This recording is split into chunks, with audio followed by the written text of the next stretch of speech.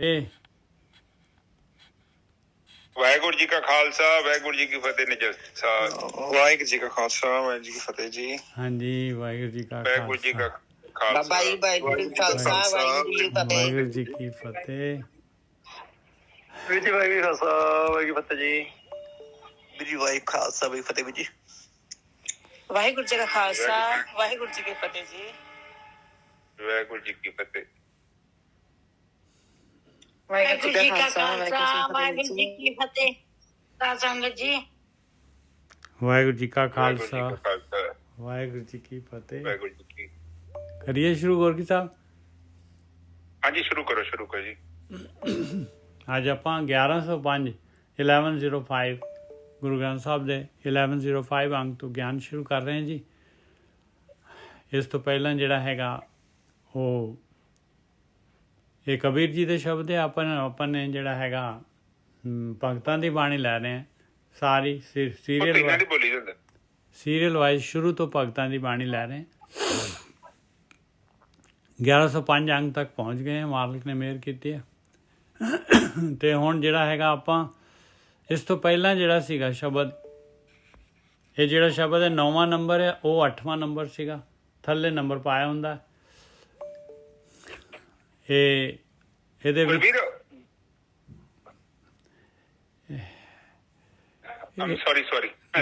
ਨਹੀਂ, ਇਹਦੇ ਵਿੱਚ ਜਿਹੜਾ ਹੈਗਾ ਮਹਾਰਾਜ ਨੇ ਕਿਹਾ ਸੀਗਾ, ਦੱਸਿਆ ਸੀ ਆਪਾਂ ਨੂੰ ਵੀ ਉਹ ਪਰਮਾਤਮਾ ਜਿਹੜਾ ਹੈਗਾ ਉਹ ਅਨੁਭਵ ਦਾ ਵਿਸ਼ਾ ਹੈ। ਪਰਮਾਤਮਾ ਨੇ ਅਨੁਭਵ ਹੋਣਾ ਹੈ। ਪਰਮਾਤਮਾ ਨੂੰ ਤੂੰ ਜਿਹੜਾ ਹੈਗਾ ਅਨੁਭਵ ਕਰਨਾ ਕੀ ਹੁੰਦਾ ਵੀ ਕਿਵੇਂ ਕੋਈ ਜਿਹੜਾ ਹੈਗਾ ਹੁਣ ਅੰਬ ਹੈ, ਅੰਬ ਦਾ ਸਵਾਦ ਆਪਾਂ ਨੇ ਖਾਧਾ, ਆਪਾਂ ਨੇ ਅਨੁਭਵ ਕੀਤਾ, ਉਹਨੂੰ ਦੱਸ ਥੋੜ੍ਹੀ ਨਾ ਸਕਦੇ ਹਾਂ, ਉਹਨੂੰ ਦੇਖ ਥੋੜ੍ਹੀ ਨਾ ਸਕਦੇ ਹਾਂ ਸਵਾਦ ਨੂੰ। ਉਹ ਸਵਾਦ ਜਿਹੜਾ ਹੈਗਾ ਉਹ ਸਵਾਦ ਨੂੰ ਡਿਫਾਈਨ ਨਹੀਂ ਕਰ ਸਕਦੇ। ਸਵਾਦ ਦਾ ਆਪਾਂ ਨੇ ਜਿਹੜਾ ਹੈਗਾ ਉਹਨੂੰ ਆਪਣੇ ਅੰਦਰ ਜਿਹੜਾ ਹੈਗਾ ਉਹਨੂੰ ਉਸ ਸਵਾਦ ਨੂੰ ਆਪਾਂ ਨੇ ਮਾਣ ਲਿਆ। ਮਾਣਨਾ ਹੈਗਾ, ਇਹ ਕੋਈ ਇਸ ਤਰ੍ਹਾਂ ਨਹੀਂ ਹੈਗਾ ਕਿ ਇਹਨੂੰ ਜਿਹੜਾ ਹੈਗਾ ਮਹਿਸੂਸ ਕਰ ਲਿਆ ਜੀ ਬਸ। ਇਹ ਮਾਣਨਾ ਹੈਗਾ ਸਵਾਦ ਨੂੰ ਭਾਈ, ਉਹ ਆਨੰਦ ਨੂੰ ਮਾਣਨਾ ਹੈ। ਉਹ ਆਨੰਦ ਹੈਗਾ ਪਰਮਾਤਮਾ ਆਨੰਦ ਹੈਗਾ। ਰਾਜਨ, ਹੁਣ ਇਹ ਸ਼ਬਦ ਸ਼ੁਰੂ ਹੋ ਰਿਹਾ ਹੈ। ਰਾਜਨ ਕੌਣ ਤੁਮਾਰੇ ਆਵੈ, ਐਸੋ ਭਾਉ ਬਿਦਰ ਕੋ ਦੇਖਿਓ, ਉਹ ਗਰੀਬ ਮੋਹਿ ਭਾਵੈ ਰਹਾਓ। ਇਹ ਸ਼੍ਰੀ ਕ੍ਰਿਸ਼ਨ ਜੀ ਬੋਲ ਰਹੇ ਆ। ਸ਼੍ਰੀ ਕ੍ਰਿਸ਼ਨ ਦਾ ਕਬੀਰ ਜੀ ਜਿਹੜੇ ਹੈਗੇ ਸ਼੍ਰੀ ਕ੍ਰਿਸ਼ਨ ਦੇ ਬੋਲਾਂ ਨੂੰ ਜਿਹੜੇ ਹੈਗੇ ਉਹ ਆਪਾਂ ਨੂੰ ਦੱਸ ਰਹੇ ਆ ਭਾਈ। ਉਹ ਇੱਕ ਪਾਸੇ ਦੁਰਯੋਧਨ ਸੀਗਾ, ਉਹਨੇ ਵੀ ਉਹਨੂੰ ਬੜੇ ਪਕਵਾਨ ਬਣਾਏ ਸੀਗੇ, ਉਹਨੇ ਵੀ ਨਿਮੰਤਰਣ ਦਿੱਤਾ ਸੀਗਾ। ਅਤੇ ਦੂਸਰੇ ਪਾਸੇ ਜਿਹੜੇ ਹੈਗੇ ਆ, ਦੂਸਰੇ ਪਾਸੇ ਬਿਦਰ, ਇਹਨਾਂ ਦਾ ਜਿਹੜੇ ਹੈਗੇ ਬਿਦਰ ਜਿਹੜੇ ਹੈਗੇ ਉਹਨਾਂ ਦੀ ਭਗਤੀ ਸੀਗੀ, ਉਹਨਾਂ ਦਾ ਪ੍ਰੇਮ ਸੀਗਾ ਬਿਦਰ ਦਾ। ਰਾਜਨ ਕੌਣ ਤੁਮਾਰੇ ਆਵੈ, ਐਸੋ ਭਾਓ ਬਿਦਰ ਕੋ ਦੇਖਿਓ, ਉਹ ਗਰੀਬ ਮੋਹਿ ਭਾਵੈ ਰਹਾਓ। ਕਹਿੰਦੇ ਮੈਨੂੰ ਤਾਂ ਤੇਰੇ ਕੋਲ ਤਾਂ ਹੱਥ ਹੀ ਘੋੜਿਆ, ਤੇਰੇ ਕੋਲ ਤੂੰ ਆਪਣੀ ਅਮੀਰੀ ਦਿਖਾਉਣਾ ਚਾਹੁੰਦਾ ਹੈ, ਤੂੰ ਆਪਣਾ ਰਾਜ ਦਿਖਾਉਣਾ ਚਾਹੁੰਦਾ ਹੈ ਤੂੰ ਸਾਰਾ। ਪਰ ਉਹ ਬਿਦਰ ਜਿਹੜਾ ਹੈਗਾ ਉਹ ਗਰੀਬ ਜਿਹੜਾ ਹੈਗਾ, ਮੈਨੂੰ ਜਿਹੜਾ ਹੈਗਾ ਉਹਦੇ ਅੰਦਰ ਜਿਹੜੀ ਹੈ ਭਾਵਨਾ ਜਿਹੜੀ ਹੈਗੀ ਆ, ਉਹਦਾ ਪਿਆਰ ਜਿਹੜਾ ਹੈਗਾ ਮੈਨੂੰ ਉਹ ਚੰਗਾ ਲੱਗਦਾ। ਰਾਜਨ ਕੌਣ ਤੁਮਾਰੇ ਆਵੈ, ਐਸੋ ਭਾਉ ਬਿਦਰ ਕੋ ਦੇਖਿਓ, ਉਹ ਗਰੀਬ ਮੋਹਿ ਭਾਵੈ ਰਹਾਓ। ਹਸਤੀ ਦੇਖ ਪਰਮ ਤੇ ਭੂਲਾ, ਸ੍ਰੀ ਭਗਵਾਨ ਨਾ ਜਾਣਿਆ। ਤੂੰ ਤਾਂ ਮਾਇਆ ਦੇ ਵਿੱਚ, ਤੂੰ ਤਾਂ ਆਪਣੀ ਜਿਹੜੀ ਹੈਗੀ ਆ ਆਪਣੇ ਧਨ ਦੌਲਤ ਦੇ ਵਿੱਚ, ਆਪਣੇ ਰਾਜ ਪਾਟ ਦੇ ਵਿੱਚ ਤੂੰ ਆਪਣਾ ਫਰਜ਼ ਹੀ ਭੁੱਲ ਗਿਆ ਹੈ ਇਹ ਭਰਮ ਨੂੰ ਦੇਖ ਕੇ। ਅਤੇ ਤੂੰ ਜਿਹੜਾ ਹੈਗਾ ਪਰਮਾਤਮਾ ਦੀ ਭਗਤੀ ਤਾਂ ਕਰਦਾ ਹੀ ਨਹੀਂ ਹੈ। ਹਸਤੀ ਦੇਖ ਭਰਮ ਤੇ ਭੂਲਾ, ਸ੍ਰੀ ਭਗਵਾਨ ਨਾ ਜਾਣਿਆ। ਤੂੰ ਤਾਂ ਉਹ ਮਾਲਕ ਪਰਮਾਤਮਾ ਜਿਹੜਾ ਹੈਗਾ ਉਹਦੀ ਉਸਤਤ ਕੀਤੀ ਨਹੀਂ, ਉਹਦੇ ਬਾਰੇ ਤੈਨੂੰ ਕੁਛ ਪਤਾ ਹੀ ਨਹੀਂ ਹੈ। ਤੂੰ ਤਾਂ ਸਮਝਦਾ ਇਸੇ ਤਰੀਕੇ ਨਾਲ ਇਹ ਮੇਰਾ ਰਾਜ ਬਰਕਰਾਰ ਰਹਿਣਾ ਹੈ। ਤੁਮਰੋ दूध बिदर को पानो, ਅੰਮ੍ਰਿਤ ਕਰ ਮੈਂ ਮਾਨਿਆ। ਕਹਿੰਦੇ ਤੇਰੇ ਪਕਵਾਨ, ਤੇਰਾ ਦੁੱਧ, ਤੇਰਾ ਦੁੱਧ ਜਿਹੜਾ ਹੈਗਾ ਬਿਦਰ ਦੇ ਪਾਣੀ ਤੋਂ ਵੀ ਨੀਵਾਂ ਹੈਗਾ ਭਾਈ। ਤੁਮਰੋ ਦੁੱਧ ਬਿਦਰ ਕੋ ਪਾਨੋ ਅੰਮ੍ਰਿਤ ਕਰ ਮੈਂ ਮਾਨਿਆ। ਮੈਨੂੰ ਤਾਂ ਉੱਥੇ ਅੰਮ੍ਰਿਤ ਨਜ਼ਰ ਆ ਰਿਹਾ, ਬਿਦਰ ਦਾ ਪਾਣੀ ਮੈਨੂੰ ਅੰਮ੍ਰਿਤ ਵਰਗਾ ਲੱਗ ਰਿਹਾ ਹੈ। ਮੈਂ ਕਿਉਂ ਨਾ ਜਾਵਾਂ ਉਹਦੇ ਕੋਲ। ਖੀਰ ਸਮਾਨ ਸਾਗ ਮੈਂ ਪਾਇਆ, ਗੁਣ ਗਾਵਤ ਰਹਿਣ ਬਿਹਾਨੀ। ਕਹਿੰਦੇ ਉੱਥੇ ਤਾਂ ਮੈਨੂੰ ਉਹਦਾ ਸਾਗ ਜਿਹੜਾ ਹੈਗਾ ਤੇਰੀ ਖੀਰ ਤੋਂ ਵੀ ਵਧੀਆ ਹੈ ਉਹਦਾ ਸਾਗ। ਖੀਰ ਸਮਾਨ ਸਾਗ ਮੈਂ ਪਾਇਆ, ਗੁਣ ਗਾਵਤ ਰਹਿਣ ਬਿਹਾਨੀ। ਮੇਰੀ ਉੱਥੇ ਜਿਹੜੀ ਹੈਗੀ ਆ ਮੇਰੇ ਉਹ ਮਾਲਕ ਪਰਮਾਤਮਾ ਦੀ ਭਗਤੀ ਦੇ ਵਿੱਚ ਗੁਣ ਗਾਉਂਦੇ ਜਿਹੜੀ ਹੈ ਮੇਰੀ ਰਾਤ ਗੁਜ਼ਰੀ ਆ ਮਾਲਕ ਦੀ ਯਾਦ ਦੇ ਵਿੱਚ। ਉਹਦਾ ਪ੍ਰਸ਼ਾਦਾ ਛਕ ਕੇ ਮੈਂ ਪਰਮੇਸ਼ਰ ਦੀ ਯਾਦ ਦੇ ਵਿੱਚ ਜੁੜ ਗਿਆ। ਖੀਰ ਸਮਾਨ ਸਾਗ ਮੈਂ ਪਾਇਆ, ਗੁਣ ਗਾਵਤ ਰਹਿਣ ਬਿਹਾਨੀ। ਕਬੀਰ ਕੋ ਠਾਕੁਰ ਆਨੰਦ ਬਿਨੋਦੀ, ਜਾਤ ਨਾ ਕਾਹੂ ਕੀ ਮਾਨੀ। ਕਹਿੰਦੇ ਉਹ ਮਾਲਕ ਪਰਮਾਤਮਾ ਕਬੀਰ ਦਾ ਪਰਮਾਤਮਾ, ਕਹਿੰਦੇ ਮੇਰਾ ਵੀ ਉਹੀ ਪਰਮਾਤਮਾ ਸੀ ਜਿਹੜਾ ਸ਼੍ਰੀ ਕ੍ਰਿਸ਼ਨ ਜੀ ਦਾ ਪਰਮਾਤਮਾ ਸੀਗਾ। ਜਿਹਨੂੰ ਸ਼੍ਰੀ ਕ੍ਰਿਸ਼ਨ ਜੀ ਨੂੰ ਜਿਹਨੇ ਪੈਦਾ ਕੀਤਾ ਸੀਗਾ ਉਹੀ ਮੇਰਾ ਪਰਮਾਤਮਾ। ਕਬੀਰ ਕੋ ਠਾਕੁਰ ਆਨੰਦ ਬਿਨੋਦੀ, ਉਹ ਤਾਂ ਆਸ਼ਚਰਜਨਕ ਆ। ਆਨੰਦ ਬਿਨੋਦ ਖੇੜਾ ਹੀ ਖੇੜਾ ਹੈਗਾ, ਖੇੜਾ ਹੀ ਖੇੜਾ ਪੈਦਾ ਕਰਨ ਵਾਲਾ ਹੈਗਾ। ਜਾਤ ਨਾ ਕਾਹੂ ਕੀ ਮਾਨੀ, ਉਹ ਨਹੀਂ ਉੱਚੀ ਜਾਤ ਨੀਵੀਂ ਜਾਤ ਇਹਦੇ ਵਿੱਚ ਇਹ ਮੰਨਦਾ ਕਿਸੇ ਦੀ ਜਾਤ ਦੇ ਪ੍ਰਵਾਹ ਹੇਠ ਆਉਂਦਾ, ਕਿਸੇ ਦੇ ਰਾਜ ਦੇ ਪ੍ਰਵਾਹ ਹੇਠ ਆਉਂਦਾ। ਹਾਂਜੀ ਵੀਰ ਜੀ। ਰਾਜਨ ਕੌਣ ਤੁਮਾਰੇ ਆਵੈ, ਐਸੋ ਭਾਵ ਬਿਦਰ ਕੋ ਦੇਖਿਓ, ਉਹ ਗਰੀਬ ਮੋਹਿ ਭਾਵੈ ਰਹਾਓ। ਭਾਵ ਮਤਲਬ ਭਾਵਨਾ। ਹਾਂਜੀ ਵੀਰ ਜੀ। ਹਾਂਜੀ ਨਿੱਜਰ ਸਾਹਿਬ ਥੋੜਾ ਸਰਲ ਕਰ ਦਿਓ, ਕੀ ਕਹਿਣਾ ਚਾਹੁੰਦੇ ਨੇ? ਉਹ ਕਹਿੰਦੇ ਆ ਕਿ ਇੱਕ ਪਾਸੇ ਦੁਰਯੋਧਨ ਸੀਗਾ, ਕ੍ਰਿਸ਼ਨ ਜੀ ਜਿਹੜੇ ਸੀ, ਦੁਰਯੋਧਨ ਨੇ ਦਾਵਤ ਦਿੱਤੀ ਸੀਗੀ, ਉਹਨੇ ਸਾਰਾ ਜਿਹੜਾ ਹੈਗਾ ਭੋਜ ਸੀਗਾ ਤੇ ਕ੍ਰਿਸ਼ਨ ਜੀ ਨਹੀਂ ਗਏ ਸੀ ਉਹਦੇ, ਦੁਰਯੋਧਨ ਦੇ ਨਾ ਦੁਰਯੋਧਨ ਦੇ ਨਹੀਂ ਗਏ ਸੀ, ਉਹ ਗਏ ਸੀ ਬਿਦਰ ਤੇ ਚਲੇ ਗਏ ਸੀਗੇ। ਐਸੋ ਭਾਵ ਬਿਦਰ ਕੋ ਦੇਖਿਆ, ਬਿਦਰ ਦਾ ਇੰਨਾ ਪਿਆਰ ਸੀਗਾ, ਇੰਨੀ ਭਾਵਨਾ ਸੀਗੀ, ਇੰਨੀ ਸ਼ਰਧਾ ਸੀਗੀ ਬਿਦਰ ਦੀ। ਕਹਿੰਦੇ ਉਹ ਗਰੀਬ ਮੈਨੂੰ ਚੰਗਾ ਲੱਗਿਆ, ਬਿਦਰ ਜਿਹੜਾ ਹੈਗਾ ਚੰਗਾ ਲੱਗਿਆ ਮੈਨੂੰ, ਮੋਹਿ ਭਾਵ ਹੈ ਮੈਨੂੰ ਚੰਗਾ ਲੱਗਦਾ ਹੈ ਉਹ। ਰਹਾ ਤੇ ਹਸਤੀ ਦੇਖ ਭਰਮ ਤੇ ਭੂਲਾ। ਕਹਿੰਦੇ ਤੇਰੇ ਕੋਲ ਕੀ ਹੈ, ਤੇਰੇ ਕੋਲ ਜਿਹੜੀ ਆ ਤੇਰਾ ਰਾਜ ਪਾਠ ਹੈਗਾ, ਤੇਰੇ ਹਾਥੀ ਘੋੜੇ ਹੈਗੇ, ਤੇਰਾ ਸਾਰਾ ਜਿਹੜਾ ਹੈਗਾ ਇਹ ਧਨ ਦੌਲਤ ਹੈਗੀ ਆ। ਤੂੰ ਤਾਂ ਆਪਣੇ ਭਰਮ ਤੋਂ ਭੁੱਲਿਆ ਹੋਇਆ ਹੈ, ਸ੍ਰੀ ਭਗਵਾਨ ਨਾ ਜਾਣਿਆ। ਤੂੰ ਤਾਂ ਉਹ ਮਾਲਕ ਪਰਮਾਤਮਾ ਦੀ ਬੰਦਗੀ ਨਹੀਂ ਕਰਦਾ। ਸ੍ਰੀ ਭਗਵਾਨ ਨੂੰ ਤਾਂ ਤੂੰ ਜਾਣਿਆ ਹੀ ਨਹੀਂ ਹੈ। ਮਾਲਕ ਪਰਮਾਤਮਾ ਵੀ ਕੋਈ ਹੈਗਾ, ਇਸ ਸਾਰਾ ਤੈਨੂੰ ਬਣਾਉਣ ਵਾਲਾ, ਤੈਨੂੰ ਰਾਜ ਪਾਠ ਦੇਣ ਵਾਲਾ ਉਹ ਮਾਲਕ ਪਰਮਾਤਮਾ ਹੈਗਾ। ਤੂੰ ਉਹਦੇ ਬਾਰੇ ਤਾਂ ਕੁਝ ਜਾਣਿਆ ਹੀ ਨਹੀਂ ਭਾਈ। ਤੁਮਰੋ ਦੂਧ ਬਿਦਰ ਕੋ ਪਾਨੋ, ਅੰਮ੍ਰਿਤ ਕਰ ਮੈਂ ਮਾਨਿਆ। ਕਹਿੰਦੇ ਤੇਰੇ ਖੀਰ, ਤੇਰੇ ਪਕਵਾਨ, ਤੇਰਾ ਦੁੱਧ ਕਹਿੰਦੇ ਬਿਦਰ ਦੇ ਪਾਣੀ ਦੇ ਬਰਾਬਰ ਵੀ ਨਹੀਂ ਹੈ। ਮੈਨੂੰ ਤਾਂ ਉਹ ਪਾਣੀ ਚੰਗਾ ਲੱਗਦਾ ਬਿਦਰ ਦਾ, ਉਹ ਮੈਨੂੰ ਅੰਮ੍ਰਿਤ ਵਰਗਾ ਲੱਗਦਾ ਹੈ। ਹਾਂਜੀ ਵੀਰ।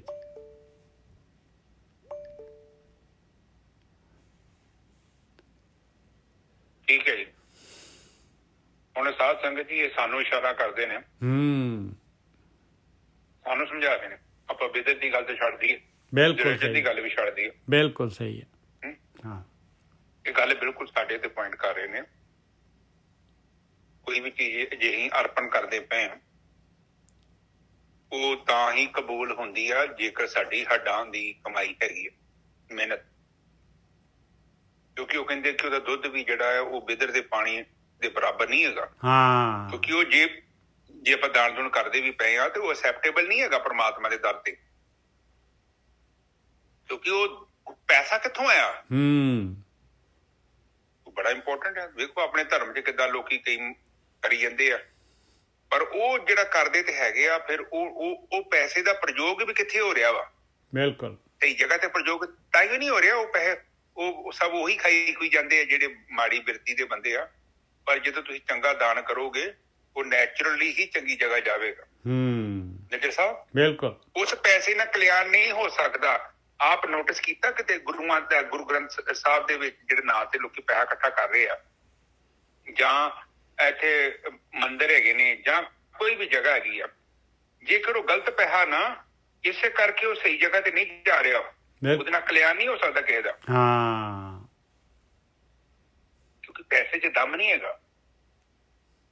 ਪੈਸਾ ਤੇ ਉਹੀ ਓਨਾ ਹੀ ਉਹ ਵਧੀਆ ਜਿੰਨਾ ਕੁਆਲਿਟੀ ਦਾ ਪੈਸਾ ਵਾ ਉਨਾ ਹੀ ਸਹੀ ਉਹਦਾ ਪ੍ਰਯੋਗ ਹੁੰਦਾ ਹੈ। ਤੇ ਜਦੋਂ ਕੋਈ ਸਹੀ ਪੈਸਾ ਨਹੀਂ ਚੜਦਾ ਉੱਥੇ ਤੇ ਫਿਰ ਉਹ ਲੋਕੀ ਇਹ ਕੋਈ ਚੁੱਕ ਕੇ ਲੈ ਜਾਂਦਾ ਘਰ ਨੂੰ, ਕੋਈ ਘਰ ਬਣਾ ਲੈਂਦਾ, ਕੋਈ ਫੈਕਟਰੀ ਪਾ ਕੇ ਬਹਿ ਜਾਂਦਾ, ਕਿਉਂਕਿ ਪੈਸਾ ਆਇਆ ਕਿੱਥੋਂ? ਇਹ ਨਜ਼ਰ ਸਾਹਿਬ ਬਿਲਕੁਲ ਠੀਕ ਹੈ। ਨਾਲ ਨਾਲ ਜਿਹੜੇ ਵਿਚਾਰੇ ਸ਼ਰਧਾਵਾਨ ਹੈ, ਜਿਨ੍ਹਾਂ ਦੀ ਪਸੀਨੇ ਦੀ ਖੂਨ ਪਸੀਨੇ ਦੀ ਕਮਾਈ ਹੈ, ਉਹ ਵੀ ਜਿਹੜੀ ਹੈ ਮਾੜੇ ਪਾਸੇ ਨਹੀਂ ਚਲੇ ਜਾਂਦੀ ਹੈ, ਉਹ ਵੀ ਵਿੱਚ ਹੀ ਰੁੜ ਜਾਂਦੀ ਹੈ ਉਹਨਾਂ ਦੇ ਨਾਲ ਹੀ। ਕਿਉਂਕਿ ਉਹਨਾਂ ਦੇ ਪੈਸਾ ਜ਼ਿਆਦਾ ਵਾ। ਹਾਂ ਮੈਜੋਰਟੀ ਨਹੀਂ ਜਿੱਤਣਾ ਵਾ, ਬਿਲਕੁਲ ਮਿਨੋਰਟੀ ਦੇ ਨਾਲ ਕੰਮ ਹੁੰਦਾ ਹੋਊਗਾ, ਕੁਝ % ਉਹਨਾਂ ਦਾ ਵੀ ਹੁੰਦਾ ਹੋਊਗਾ, ਪਰ ਮੈਜੋਰਟੀ ਜਿਹੜੀ ਉਹ ਜ਼ਿਆਦਾ। ਹੁਣ ਸਾਡੇ ਵਰਗੇ ਉੱਥੇ 5-10 ਰੁਪਏ 20 ਰੁਪਏ ਮੱਥਾ ਟੇਕਣ ਕਿੰਨੇ ਕੁ ਟੇਕ ਦਾਂਗੇ? ਠੀਕ ਹੈ, ਕੋਈ 50 ਟੇਕ ਦਾਂਗੇ, ਬਹੁਤ ਹੀ ਛਾਲ ਮਾਰੀ ਤੇ 100 ਟੇਕ ਦਾਂਗੇ। ਸੋ ਕਹਿਣ ਤੋਂ ਭਾਵ ਹੈ ਕਿ ਆਪਣੀ ਇੱਕ ਕੈਪੈਸਿਟੀ ਹੈ। ਪਰ ਇੱਕ ਚੀਜ਼ ਦੇਖੋ, ਹੁਣ ਕਈ ਬੰਦੇ ਉੱਥੇ 5 ਕਿਲੋ 10 ਕਿਲੋ ਸੋਨਾ ਚੜਾਉਂਦੇ। ਹਾਂ, ਇੰਨਾ ਪੈਸਾ ਕਿੱਥੇ ਆਪਣੇ ਕੋਲ ਆਪਾਂ ਕਰ ਸਕਦੇ ਨਾ ਦਾਨ। ਕਈ ਬੰਦਿਆਂ ਦੇ ਟਰੱਕ ਭਰੇ ਸਰੀਏ ਦਾ ਲੱਦ ਕੇ ਗਾਂਹ ਜਾਂਦਾ, ਕਈ ਆਉਂਦਾ ਉਹ 5-7 ਟਰੱਕ ਘਿਓ ਦੇ ਹੀ ਚੜ ਜਾਂਦਾ, ਤੇ ਉਹ ਪੈਸਾ ਇੰਨਾ ਪੈਸਾ ਉਹ ਕਿੱਥੋਂ ਸਾਡੇ ਕੋਲ ਇੰਨਾ ਆਉਣਾ? ਸੋ ਇਹ ਚੀਜ਼ ਨੂੰ ਆਪਾਂ ਵਿਚਾਰ ਕਰੀਏ। ਠੀਕ ਹੈ। ਅੱਛਾ, ਇੱਕ ਚੀਜ਼ ਸਾਧ ਸੰਗਤ ਜੀ ਜਿਹੜੀ ਮੈਂ ਮਹਿਸੂਸ ਕਰਦਾ, ਪਰਮਾਤਮਾ ਨੂੰ ਜਾਣਨਾ ਤੇ ਪਰਮਾਤਮਾ ਦੇ ਬਾਰੇ ਲਿਖੇ ਗਿਆਨ ਨੂੰ ਜਾਣਨਾ, ਇਹ ਅੰਤਰ ਹੈਗਾ ਜੀ। ਬਿਲਕੁਲ ਅੰਤਰ ਹੈ, ਬਹੁਤ ਜ਼ਿਆਦਾ ਅੰਤਰ ਹੈ। ਪਰਮਾਤਮਾ ਦੇ ਬਾਰੇ ਲਿਖੇ ਗਿਆਨ ਦੇ ਦੁਆਰਾ ਆਪਾਂ ਪਰਮਾਤਮਾ ਨੂੰ ਜਾਣਨਾ ਹੈ। ਬਿਲਕੁਲ ਸਹੀ ਗੱਲ ਹੈ ਤੁਹਾਡੀ। ਹਾਂ, ਦੇਖੋ ਪਤਾ ਕੀ ਹੁੰਦਾ ਕਿ ਇੱਕ ਬੜੀ ਵੱਡੀ ਪ੍ਰੋਬਲਮ ਹੈ, ਜ਼ਿਆਦਾਤਰ ਜਿਹੜੇ ਲੋਕ ਨੇ ਉਹ ਪਰਮਾਤਮਾ ਦੇ ਬਾਰੇ ਜੋ ਲਿਖਿਆ ਕੇਵਲ ਉਹਨੂੰ ਪੜ੍ਹਦੇ ਨੇ। ਹਾਂ, ਬਿਲਕੁਲ ਸਹੀ ਆ। ਜ਼ਿਆਦਾਤਰ ਕੀ 99% ਇਹੀ ਕੁਝ ਹੋ ਰਿਹਾ ਗੁਰਕੀ ਸਾਹਿਬ। ਹਾਂ, ਤੇ ਪਰਮਾਤਮਾ ਨੂੰ ਕੋਈ ਜਾਂਦਾ ਹੀ ਨਹੀਂ। ਇਸੇ ਲਈ ਤੇ ਕਹਿ ਦਿੰਦੇ ਨੇ ਰਾਮ ਰਾਮ ਕਰਤਾ ਸਭ ਜਗ ਫਿਰੇ, ਤੇ ਰਾਮ ਨਾ ਪਾਇਆ ਜਾਏ। ਉਹ ਕਹਿੰਦੇ ਆ ਕਿ ਤੂੰ ਕੱਲਾ ਸੇਬ ਦੇ ਬਾਰੇ ਪੜ੍ਹ ਰਿਹਾ, ਤੂੰ ਸੇਬ ਤੇ ਖਾਧਾ ਹੀ ਨਹੀਂ। ਬਿਲਕੁਲ ਸਹੀ ਗੱਲ ਹੈ ਜੀ, ਬਿਲਕੁਲ ਸਹੀ ਗੱਲ ਹੈ। ਹੁਣ ਗ੍ਰੰਥਾਂ ਚ ਕੀ ਲਿਖਿਆ? ਰੱਬ ਦੇ ਬਾਰੇ ਗੱਲਾਂ ਕੀਤੀਆਂ ਨੇ, ਰੱਬ ਦੇ ਬਾਰੇ ਉਹ ਸਾਰਾ ਫਾਰਮੂਲੇ ਦੱਸੇ ਹੋਏ ਨੇ, ਪਰ ਆਪਾਂ ਕੇਵਲ ਰੱਬ ਦੇ ਬਾਰੇ ਪੜ੍ਹ ਰਹੇ ਹਾਂ, ਰੱਬ ਦੇ ਬਾਰੇ ਜਾਣਕਾਰੀ ਇਕੱਠੀ ਕਰ ਰਹੇ ਹਾਂ। ਪਰ ਇਹ ਜਾਣਕਾਰੀ ਜਿਹੜੀ ਆ, ਇਹ ਉਹ ਅਨੁਭਵ ਨਹੀਂ ਦੇ ਸਕਦੀ ਜੋ ਅਸੀਂ ਉਸ ਪਰਮਾਤਮਾ ਨੂੰ ਜਦੋਂ ਅਨੁਭਵ ਕਰਾਂਗੇ ਤੇ ਸਾਨੂੰ ਜੋ ਅਨੁਭਵ ਪ੍ਰਾਪਤ ਹੋਣਾ। ਔਰ ਉਹ ਅਨੁਭਵ ਹੋਣਾ ਹੈ ਉਹ ਫਾਰਮੂਲੇ ਜਿਹੜੇ ਦਿੱਤੇ ਉਹਨਾਂ ਨੂੰ ਪ੍ਰੈਕਟੀਕਲ ਕਰਨ ਦੇ ਨਾਲ, ਉਹ ਫਾਰਮੂਲੇ ਜੋ ਕਹਿ ਰਹੇ ਆ ਉਹ ਕੰਮ ਕਰਨ ਦੇ ਨਾਲ। ਇਹਦੇ ਵਿੱਚ ਇਹੋ ਹੀ ਆ ਕਿ ਜ਼ਿਆਦਾਤਰ ਜਿਹੜੀ ਸੰਗਤ ਆ ਉਹ ਪੜ੍ਹਨਾ ਚਾਹੁੰਦੀ ਆ, ਉਹ ਪਰਮਾਤਮਾ ਨੂੰ ਅਨੁਭੂਤੀ ਦੇ ਬਾਰੇ ਕੋਈ ਜਾਣਨਾ ਨਹੀਂ ਚਾਹੁੰਦਾ। ਤੁਸੀਂ ਕਿਸੇ ਨੂੰ ਕਹਿ ਦਿਓ ਸਮਾਧੀ 'ਚ ਪ੍ਰਵੇਸ਼ ਕਰੋ, ਉਹ ਕਹਿੰਦਾ ਕਿਹੜੀ ਸਮਾਧੀ? ਇੱਥੇ ਕਿਹਾ ਇੰਨਾ ਪਾਠ ਕਰ ਲਾ, ਇੱਥੇ ਇੰਨਾ ਝਾੜੂ ਮਾਰ ਲਾ, ਉੱਥੇ ਸੇਵਾ ਕਰ ਲਾ, ਇੰਨੀਆਂ ਗੱਲਾਂ ਹੋਈਆਂ ਨੇ, ਬਹੁਤੀ ਗੱਲ ਤੇ ਸਬੰਧ ਦੇ ਦਿਓ। ਸਮਾਧੀ ਬਾਰੇ ਕਿੱਥੇ ਜਾਈਏ? ਕਿਹੜੀ ਸਮਾਧੀ? ਉਹਦੇ ਲਈ ਗਿਆਨ ਕਰਾਉਣ ਵਾਲਾ ਬੰਦਾ ਕਿੱਥੇ ਹੈਗਾ ਅਵੇਲੇਬਲ? ਇਹ ਗੱਲਾਂ ਹੈਗੀਆਂ। ਮੋਸਟਲੀ ਲੋਕ ਇਸ ਕਰਕੇ ਭਰਮ 'ਚ ਰਹਿ ਗਏ ਨੇ ਕਿਉਂਕਿ ਉਹ ਪਰਮਾਤਮਾ ਦੇ ਬਾਰੇ ਕੇਵਲ ਪੜ੍ਹੀ ਜਾਂਦੇ, ਪੜ੍ਹ। ਫਿਰ ਬਾਣੀ ਇਸੇ ਕਰਕੇ ਮਨਾ ਕਰਦੀ ਆ, ਪੜ੍ਹ ਗੱਡੇ ਲੱਦੀਏ।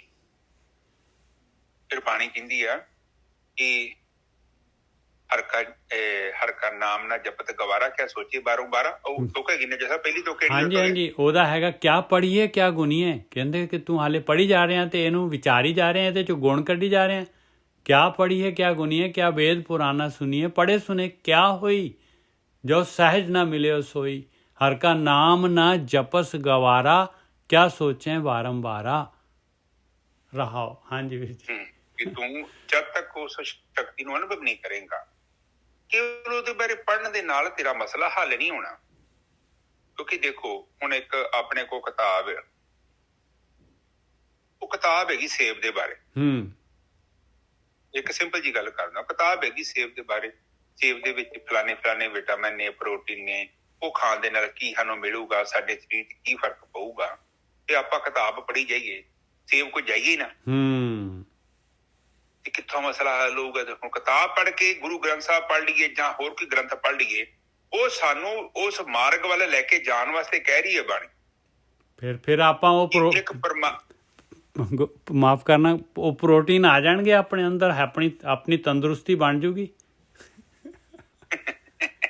ਕੋਸ਼ਿਸ਼ ਤੇ ਨਿਜਰ ਸਾਹਿਬ ਉਹ ਚੱਲ ਰਹੀ ਹੈ। ਬਿਲਕੁਲ ਚੱਲ ਰਹੀ ਹੈ ਗੁਰਕੀ ਸਾਹਿਬ, ਬਿਲਕੁਲ। ਦੇਖੋ ਗੁਰਕੀ ਸਾਹਿਬ, ਸੱਟ ਤਾਂ ਉੱਥੇ ਮਾਰਨ ਦਾ ਫਾਇਦਾ ਹੈ ਜਿਸ ਜਗ੍ਹਾ ਦੇ ਉੱਤੇ ਜਿਹੜਾ ਹੈਗਾ ਜਿਸ ਜਗ੍ਹਾ ਤੇ ਉੱਥੇ ਦਰਦ ਹੋ ਰਿਹਾ ਹੋਵੇ ਉੱਥੇ ਹੀ ਤਾਂ ਦਵਾਈ ਲਾਉਣ ਦਾ ਫਾਇਦਾ ਹੈ। ਇਹ ਕਥਾ ਸੁਣ ਕੇ ਤੇ ਤੁੱਤੇ ਭੱਜਣੇ ਤੇ ਜੇ ਕੋਈ ਨਿਹੰਗ ਨੂੰ ਗਏ ਤੇ ਮੇਰੇ ਘਰ ਆਇਆ ਲੈ ਡਾਕਟਰ ਲੈ ਕੇ, ਤੂੰ ਕੌਣ ਹੁੰਦਾ ਬੋਲਣ ਵਾਲਾ। ਪਰ ਬਾਣੀ ਕਹਿੰਦੀ ਤੇ ਇਹੋ ਹੀ ਆ ਕਿ ਚਰਨਜੀਤ ਤੂੰ ਸੇਬ ਦੇ ਸਾਰੇ ਵਿਟਾਮਿਨ ਪ੍ਰੋਟੀਨ ਪੜੀ ਜਾਣਦੇ ਆ, ਪਰ ਤੇਰੇ ਮਨ ਚ ਤਾਂ ਨਹੀਂ ਜਾਗੀ ਤੂੰ ਸੇਬ ਕਿੱਥੇ ਲੱਗਾ, ਉਹ ਬਾਗ ਕਿੱਥੇ ਜਿੱਥੇ ਸੇਬ ਉੱਗਦੇ ਨੇ। ਜੀ ਤੈਨੂੰ ਮਨ ਚ ਨਹੀਂ ਜਗਿਆਸਾ ਜਾਗੇ ਫਿਰ ਚਰਨਜੀਤ ਉੱਥੇ ਟੁੱਕ ਖਾ ਕੇ ਵੇਖੀ, ਉਹ ਜਿਹੜੀ ਕਿਤਾਬ ਪੜ੍ਹੀ ਹੈ ਨਾ, ਫਿਰ ਤੈਨੂੰ ਦੱਸੂਗੀ ਕਿ ਹੁਣ ਤੂੰ ਪਹੁੰਚਿਆ ਕਿ ਹਾਏ ਸਰਟੀਫਾਈ ਕਰ ਦੂਗੀ ਕੀ ਬਾਤ ਹੈ ਜੀ ਕਿ ਉਹ ਤੇਰਾ ਸੇਬ ਅਸਲੀ ਆ। ਤੇ ਪਰ ਚਰਨਜੀਤ ਕਹਿੰਦਾ ਨਹੀਂ, ਮੈਂ ਤੇ ਸਹੁੰ ਖਾਧੀ ਹੈ, ਮੈਂ ਕੇਵਲ ਇਸ ਕਿਤਾਬ ਨੂੰ ਪੜੂੰਗਾ। ਇਸ ਕਿਤਾਬ ਦੇ ਵਿੱਚ ਲਿਖਿਆ ਹੈ ਇਹ ਸੇਬ ਐਡਾ ਵੱਡਾ ਹੈ, ਇਹਦੇ ਵਿੱਚ ਇੰਨਾ ਪਾਣੀ ਆ, ਇੰਨਾ ਜੂਸ, ਇੰਨੇ ਵਿਟਾਮਿਨ, ਇੰਨੇ ਪ੍ਰੋਟੀਨ। ਜੇ ਇਹ ਸੇਬ 3 ਮਹੀਨਿਆਂ ਚ ਪੱਕ ਜਾਂਦਾ ਹੈ, ਫਿਰ ਕਿਹੜੇ ਮੌਸਮ ਚ ਪੱਕਦਾ ਹੈ। ਮੈਂ ਦੁਨੀਆ ਭਰ ਦੀਆਂ ਕਿਤਾਬਾਂ ਪੜ੍ਹ ਮਾਰੀਆਂ, ਪਰ ਅਸਲੀ ਤੇ ਮਕਸਦ ਇਹ ਸੀ ਕਿ ਤੂੰ ਕਿਤਾਬ ਪੜ੍ਹ ਕੇ ਉਹ ਸੇਬ ਕੋ ਜਾ, ਉੱਥੇ ਖਾ ਕੇ ਵੇਖੀ ਉਹਨੂੰ। ਬਿਲਕੁਲ ਆਪਾਂ ਤੇ ਉਹ ਕਹਿੰਦੇ ਨਾ ਕਿ ਉਹ ਕਿਹੜਾ ਕੀ ਕਹਿੰਦੇ ਉਹਨੂੰ, ਉਹ ਖਾਣਾ ਜਿਹੜਾ ਖਾਂਦੇ ਨਾ, ਜੇ ਕੋਈ ਵੀ ਆਪਾਂ ਡਾਈਟ ਖਾਂਦੇ ਆ, ਖਾਣਾ ਖਾਂਦੇ ਆ ਤੇ ਨਿਊਟ੍ਰੀਸ਼ਨ ਵੇਖਣੇ ਪੈਂਦੇ ਆ। ਇਹ ਜਿਹੜੀ ਖੁਰਾਕ ਖਾਂਦੇ ਆ ਉਹਦੇ ਚ ਮੈਨੂੰ ਕੀ ਮਿਲੂਗਾ। ਬਿਲਕੁਲ। ਪਰ ਆਪਾਂ ਨਿਊਟ੍ਰੀਸ਼ਨ ਥੋੜੀ ਪੈਂਦੇ, ਆਪਾਂ ਕਹਿੰਦੇ ਆ ਕਿ ਬਸ ਸਵਾਦ ਮਿਲਣਾ ਚਾਹੀਦਾ। ਇੰਟਰਨੈਟ ਤੋਂ ਬਿਨਾਂ ਤੁਹਾਡਾ ਸਰੀਰ ਨਹੀਂ ਚੱਲ। ਇੰਟਰਨੈਟ ਤੋਂ ਖਾਲੀ ਜਿਹੜਾ ਹੈਗਾ ਆਪਾਂ ਤਾਂ ਉਹਦੀ ਜਿਹੜੀ ਹੈਗੀ ਪੂਰੇ ਜਿਹੜੇ ਕਿੰਨੇ ਦੇਖੋ ਬਈ ਕਿੰਨੀਆਂ ਦਵਾਈਆਂ ਅੱਜ ਕੱਲ੍ਹ ਤਾਂ ਜਿਹੜਾ ਲੋਕਾਂ ਨੇ ਕਹਿੰਦੇ ਕਿ ਵੱਧ ਤੋਂ ਵੱਧ ਪਾਓ ਸਾਨੂੰ ਫਾਇਦਾ ਹੋਏ, ਬਸ ਉਹ ਪਾਈ ਜਾ ਰਹੇ ਲੋਕੀ ਵੀ ਮਗਰ ਲੱਗੇ ਹੋਏ। ਹੁਣ ਵੇਖੋ ਇੱਥੇ ਕੱਲ ਇੱਕ ਮੈਂ ਚੰਗਾ ਭਲਾ ਬੰਦਾ ਵਾ ਤੇ ਉਹ ਕਹਿੰਦਾ ਕਿ ਤੁਹਾਨੂੰ ਪ੍ਰੋਟੀਨ ਦੀ ਲੋੜ ਹੈ, ਤੁਹਾਡੇ ਸਰੀਰ ਦੇ ਹਿਸਾਬ ਨਾਲ ਇੰਨੀ ਪ੍ਰੋਟੀਨ ਬਣਦੀ ਆ। ਬਾਕੀ ਪ੍ਰੋਟੀਨ ਉਹ ਜਿਹੜਾ ਭਾਈ ਬਣਾਇਆ ਵਾ ਜੋ ਵੀ ਪਾਊਡਰ ਆ ਉਹ ਫਲਾਣੇ ਤੱਤ ਤੋਂ ਬਣਿਆ ਵਾ, ਤੁਸੀਂ ਇਹ ਖਾ ਲਓ ਤੇ ਤੁਹਾਡੇ ਪ੍ਰੋਟੀਨ ਪੂਰੇ ਹੋ ਜਾਣਗੇ। ਸਿੱਧਾ ਕਹਿ ਕੇ ਫਲਾਣਾ ਤੱਤ ਖਾ ਲਓ। ਉਹਨੇ ਵੇਚਣਾ ਤਾਂ ਆਪਣਾ ਹੈਗਾ ਪ੍ਰੋਡਕਟ। ਪਰ ਇਹ ਨਹੀਂ ਕਹਿੰਦੇ ਨਹੀਂ ਉਹ ਪ੍ਰੋਟੀਨ ਨਹੀਂ ਸਹੀ, ਇਹ ਜਿਹੜਾ ਪ੍ਰੋਟੀਨ ਦਾ ਡੱਬਾ ਹੈਗਾ ਇਹਦੇ ਵਿੱਚ ਪ੍ਰੋਟੀਨ ਹੈ। ਤੂੰ ਕਹਿਣ ਤੋਂ ਭਾਵ ਆ ਆਪਾਂ ਸਿਆਣੇ ਬਣਨਾ, ਥੋੜੀ ਸੋਚੀ ਤੇ ਕੰਮ ਲੈਣਾ। ਪਰਮਾਤਮਾ ਦੇ ਬਾਰੇ ਨਹੀਂ ਜਾਣਨਾ, ਪਰਮਾਤਮਾ ਨੂੰ ਜਾਣਨਾ ਵਾ। ਪਰਮਾਤਮਾ ਦੇ ਬਾਰੇ ਜਾਣਨ ਵਾਸਤੇ ਬਹੁਤ ਮਨਾਹੀ ਕੀਤੀ ਗਈ ਆ, ਪਰ ਖਾਸ ਕਰਕੇ ਕਹਿੰਦੇ ਆ ਇੱਕ ਸਮਾਂ ਆਊਗਾ ਚਰਨਜੀਤ ਤੂੰ ਗਿਆਨ ਤੋਂ ਵੀ ਅੱਗੇ ਲੰਘ ਜਾ। ਬਿਲਕੁਲ ਗਿਆਨ ਦੀ ਲੋੜ ਨਹੀਂ ਉੱਥੇ। ਉਹ ਗਿਆਨ ਤੇ ਕੇਵਲ ਤੇਰੇ ਰਸਤੇ ਦਾ ਮਾਰਗ ਆ, ਉਹ ਕੇਵਲ ਰਸਤੇ ਦਾ ਦੀਪਕ ਆ ਤੈਨੂੰ ਰਾਹ ਦਿਖਾਉਣ ਵਾਸਤੇ। ਪਰ ਜਦੋਂ ਤੂੰ ਉੱਥੇ ਜਾਵੇਂਗਾ ਨਾ, ਉੱਥੇ ਗਿਆਨ ਨਾ ਲੈ ਕੇ ਚੱਲ ਜੀ ਕਿਤੇ ਕਿ ਮੈਂ ਬੜਾ ਗਿਆਨੀ ਆ। ਆਪਾਂ ਤਾਂ ਉਹਨੂੰ ਹੀ ਮੰਜ਼ਿਲ ਸਮਝਿਆ ਗੋਰਖੀ ਸਾਹਿਬ, ਗਿਆਨ ਨੂੰ ਹੀ ਮੰਜ਼ਿਲ ਸਮਝ ਕੇ ਬੈਠੇ ਹੋਏ ਆ। ਬਸ ਗੱਲ ਤਾਂ ਇੱਥੇ ਹੀ ਹੈਗੀ ਹੈ ਭਾਈ, ਰਸਤੇ ਨੂੰ ਜਿਹੜਾ ਹੈਗਾ ਆਪਾਂ ਨੇ ਮੰਜ਼ਿਲ ਸਮਝਿਆ ਹੋਇਆ। ਉਹਨੂੰ ਪੜ੍ਹੀ ਜਾਓ, ਉਹ ਫਾਰਮੂਲੇ ਪੜ੍ਹੀ ਜਾਓ, ਉਹ ਸੇਬ ਦੇ ਬਾਰੇ ਪੜ੍ਹਨ ਵਾਂਗੂ ਹੀ ਆ, ਉਸ ਤੋਂ ਤੇ ਵੱਧ ਕੁਝ ਪ੍ਰਾਪਤ ਨਹੀਂ ਹੋਣਾ। ਇਸ ਕਰਕੇ ਜੇ ਕੁਝ ਹੁੰਦਾ ਵੀ ਹੈ ਤਾਂ ਦੱਸੋ ਕਿੰਨੇ ਕਦਾ ਜੀਵਨ ਬਦਲ ਗਿਆ, ਕਿਉਂਕਿ ਸੇਬ ਖਾਓਗੇ ਉਹਦਾ ਅਸਰ ਹੋਣਾ ਤੁਹਾਡੇ ਢਿੱਡ, ਤੁਹਾਡੇ ਸਰੀਰ 'ਚ ਉਹਦਾ ਅਸਰ ਹੋਊਗਾ। ਉਹਦੇ ਅੰਦਰ ਜਿਹੜੇ ਤੱਤ ਨੇ ਉਹਨਾਂ ਨੇ ਉਹ ਕੰਮ ਕਰਨੇ ਨੇ ਜਿਹੜੇ ਤੁਹਾਡੇ ਅੰਦਰ ਕੰਮ ਨਹੀਂ ਹੋ ਰਹੇ। ਬਾਕੀ ਕਿਤਾਬ ਪੜ੍ਹਨ ਦੇ ਨਾਲ ਕਿੰਨਾ ਕੁ ਤੁਹਾਨੂੰ ਬੈਨੀਫਿਟ ਮਿਲਣਾ, ਉਹ 'ਚ ਇਹ ਬੈਨੀਫਿਟ ਮਿਲਣਾ ਹੈ ਤੁਹਾਡੇ ਅੰਦਰ ਜਗਿਆਸਾ ਪੈਦਾ ਹੋ ਸਕਦੀ ਹੈ। ਬਿਲਕੁਲ ਸਹੀ ਗੱਲ ਹੈ। ਕਿਤਾਬ ਨੇ ਜਗਿਆਸਾ, ਕਿਉਂਕਿ ਮੋਟੀਵੇਟ ਤਾਂ ਉਹਨੇ ਹੀ ਕਰਨਾ ਨਾ, ਜਿਹੜਾ ਹੈਗਾ ਗਿਆਨ ਨੇ ਮੋਟੀਵੇਟ ਕਰਨਾ ਹੈ। ਉਹਨੇ ਦੱਸਣਾ ਵੀ ਸੇਬ ਤੈਨੂੰ ਖਾਣਾ ਪੈਣਾ ਭਾਈ, ਉਹਨੇ ਤਾਂ ਦੱਸਣਾ ਕਿੱਥੋਂ ਮਿਲਣਾ ਹੈ ਸੇਬ, ਕਿਵੇਂ ਮਿਲਣਾ ਹੈ ਸੇਬ, ਸਾਰਾ ਕੁਛ ਤਾਂ ਉਹਨੇ ਹੀ ਦੱਸਣਾ ਹੈ ਉਹਦੇ ਬਾਰੇ। ਹੁਣ ਲੋਕਾਂ ਦੇ ਸੈੱਲ ਘਟਦੇ ਪਏ ਤੇ ਦੱਸਦੇ ਨਾ ਕਿ ਫਲਾਣਾ ਫਰੂਟ ਖਾਣਾ, ਕਿੱਦਾਂ ਬੰਦਾ ਜਾ ਕੇ ਲਿਆਉਂਦਾ। ਬਿਲਕੁਲ ਲਿਆਉਂਦਾ। ਫਿਰ ਕਿਉਂ ਨਹੀਂ ਕਿਤਾਬ ਪੜ੍ਹ ਕੇ ਕਹਿੰਦਾ ਕਿ ਮੈਨੂੰ ਵਿਟਾਮਿਨ ਮਿਲ ਜਾਣ, ਤੇਰੇ ਸੈੱਲ ਪੂਰੇ ਹੋ ਜਾਣ। ਉਹਨੂੰ ਪਤਾ ਖਾਣਾ ਪੈਣਾ, ਇਹਨੂੰ ਖਾਊਂਗਾ ਤੇ ਫਿਰ ਗੱਲ ਬਣੂਗੀ। ਇਸੇ ਹੀ ਤਰ੍ਹਾਂ ਪਰਮਾਤਮਾ ਇੱਕ ਅਨੁਭਵ ਦਾ ਵਿਸ਼ਾ ਹੈ, ਗੱਲਾਂ ਦਾ ਵਿਸ਼ਾ ਨਹੀਂ, ਬਿਲਕੁਲ ਨਹੀਂ ਵਿਸ਼ਾ ਹੈਗਾ ਗੱਲਾਂ ਦਾ ਵਿਸ਼ਾ ਕੇਵਲ ਤਿਆਰੀ ਹੈ। ਰਸਤੇ ਦੇ ਵਿੱਚ ਜੋ ਝਾੜੀਆਂ ਬੂਟੀਆਂ ਉੱਗੀਆਂ ਨੇ ਉਹਨਾਂ ਨੂੰ ਸਾਫ਼ ਕਰਨਾ। ਅੱਗੇ ਜਦੋਂ ਜਾਓਗੇ ਉੱਥੇ ਗਿਆਨ ਦਾ ਵਿਸ਼ਾ ਨਹੀਂ ਆ। ਕਹਿੰਦੇ ਕਿ ਉਹ ਅਕਲ ਦਾ ਅੱਗੇ ਆਪਾਂ ਜਾਣਾ ਹੈ, ਉੱਥੇ ਸ਼ਬਦਾਂ ਦਾ ਜਗਤ ਨਹੀਂ ਹੈਗਾ, ਸ਼ਬਦਾਂ ਤੋਂ ਵੀ ਅੱਗੇ ਜਾਣਾ ਹੈ। ਠੀਕ ਹੈ, ਨਿਜ ਸਭ ਕਥਾ ਤੇ ਆ ਜਾਈਏ, ਅੱਗੇ ਬੋਲੋ। ਹਾਂਜੀ, ਇੱਕ ਹੋਰ ਗੋਰਖੀ ਸਾਹਿਬ, ਮੈਂ ਨਾ ਇੱਕ ਜਿਹੜੇ ਹੈਗੇ ਜਿਨ੍ਹਾਂ ਨੇ ਜਿਹੜਾ ਹੈਗਾ ਪੇ ਦੇ ਉਲਟ ਜਾਣਾ ਹੈ ਜਾਂ ਉਹਨਾਂ ਦੇ ਵਾਸਤੇ ਦੱਸਦੀ ਹੈ ਭਾਈ, ਇਹ ਜਿਹੜਾ ਅਸੀਂ ਜਿਹੜਾ ਹੈਗਾ ਇਹ ਗੁਰੂ ਗ੍ਰੰਥ ਸਾਹਿਬ ਜਿਹੜੇ ਹੈਗੇ ਇਹਨਾਂ ਦੀ ਬਾਣੀ ਜਿਹੜੀ ਹੈਗੀ ਆ ਉਹ ਪਰਮਾਤਮਾ ਦੇ ਬੋਲ ਹੈਗੇ ਆ। ਜਿਹੜੀ ਵੀ ਬ੍ਰਹਮ ਬਾਣੀ, ਜਿਹੜੀ ਵੀ ਬ੍ਰਹਮ ਗਿਆਨ ਹੁੰਦਾ ਆ, ਪਰਮਾਤਮਾ ਡਾਇਰੈਕਟ ਨਹੀਂ ਕਮਿਊਨੀਕੇਟ ਕਰਦਾ, ਡਾਇਰੈਕਟ ਨਹੀਂ ਬੋਲਦਾ। ਪਰਮਾਤਮਾ ਬ੍ਰਹਮ ਗਿਆਨੀਆਂ ਦੇ ਥਰੂ ਬੋਲਦਾ ਆ। ਇਹ ਬੋਲ ਜਿਹੜੇ ਗੁਰੂ ਗ੍ਰੰਥ ਸਾਹਿਬ ਦੇ, ਤਾਂ ਹੀ ਇਹਨੂੰ ਕਹਿੰਦੇ ਜਾਗਤ ਜੋਤ। ਜਾਗਤ ਜੋਤ ਹੈਗੀ ਇਹ ਪਰਮੇਸ਼ਰ ਦੇ ਪਰਮੇਸ਼ਰ ਦੀ ਜੈਸੀ ਮੈਂ ਆਵੈ ਖਸਮ ਕੀ ਬਾਣੀ ਤੈਸੜਾ ਕਰੀ ਗਿਆਨ ਵੇ ਲਾ ਲਓ। ਇਹ ਖਸਮ ਦੀ ਬਾਣੀ ਹੈਗੀ ਭਾਈ। ਇਹ ਜਿਹੜਾ ਹੈਗਾ ਇਹਨੂੰ ਲਾਈਟ ਨਾ ਲਾਓ। ਇਹ ਜਾਗਤ ਜੋਤ ਹੈਗੀ ਇਹ ਬਾਣੀ। ਇਹ ਤਾਂ ਅੰਦਰ ਆਪਣੇ ਜਿਹੜੇ ਹੈਗੇ ਆ ਮਾਲਕ ਪਰਮਾਤਮਾ ਨੂੰ ਪ੍ਰਤੱਖ ਕਰ ਦੇਗੀ। ਆਤਮਾ ਤੱਕ ਆਪਣੀ ਯਾਤਰਾ ਕਰਾਉਣ ਦੇ ਸਮਰੱਥ ਹੈਗੀ ਆ। ਹਾਂਜੀ ਗੁਰਖੀ ਸਾਹਿਬ। ਹਾਂਜੀ ਠੀਕ ਹੈ ਨਿੱਜਰ ਸਾਹਿਬ। ਇਹਦੇ ਚ ਸਾਧ ਸੰਗਤ ਜੀ ਪਤਾ ਕੀ ਕਲੀਅਰ ਹੈ, ਜਦੋਂ ਸਿੱਖ ਧਰਮ ਹੋਣ ਚ ਆਇਆ ਨਾ, ਉਸ ਤੋਂ ਪਹਿਲਾਂ ਬਹੁਤ ਇੱਕ ਸਿਸਟਮ ਸੀ ਕਿ ਬੰਦਾ ਜਿੰਨਾ ਜ਼ਿਆਦਾ ਅੱਖਰਾਂ ਦਾ ਗਿਆਨੀ ਹੈ, ਜਿਹਨੂੰ ਜ਼ਿਆਦਾ ਅੱਖਰ ਆਉਂਦੇ ਨੇ, ਚਾਹੇ ਕਿਸੇ ਵੀ ਰੂਪ ਚ, ਅੱਜ ਦੀ ਡੇਟ ਚ ਵੀ ਤੁਸੀਂ ਵੇਖੋ, ਕੋਈ ਇੰਜੀਨੀਅਰ ਹੈ, ਕੋਈ ਡਾਕਟਰ ਹੈ, ਜਿਹਦੇ ਕੋਲ ਜਿੰਨੇ ਜ਼ਿਆਦਾ ਅੱਖਰ ਨੇ ਓਨਾ ਹੀ ਜ਼ਿਆਦਾ ਉਹਨੂੰ ਇੰਟੈਲੀਜੈਂਟ ਸਮਝਿਆ ਜਾਂਦਾ। ਇਹੋ ਚੀਜ਼ ਫਿਰ ਧਰਮ ਦੇ ਵਿੱਚ ਆ ਗਈ। ਹੁਣ ਧਰਮਾਂ ਦੇ ਵਿੱਚ ਮਜ਼ਹਬ ਕਹਿ ਸਕਦਾ, ਧਰਮ ਇੱਕ ਅਲੱਗ ਚੀਜ਼ ਹੈ। ਮਜ਼ਹਬ ਦੇ ਵਿੱਚ ਇਹ ਹੁੰਦਾ ਵਾ ਕਿ ਉਹ ਫਿਰ ਸੋਚਦੇ ਕਿ ਇਹਨੂੰ ਬੰਦੇ ਨੂੰ ਕਿੰਨੀ ਚੀਜ਼ ਕੰਠ ਹੈਗੀ ਆ, ਇਹਨੂੰ ਕਿੰਨੀ ਯਾਦ ਆ, ਇੱਕ ਅੱਖਰ ਦੇ ਕਿੰਨੇ ਮਤਲਬ ਕੱਢਦਾ ਹੈ।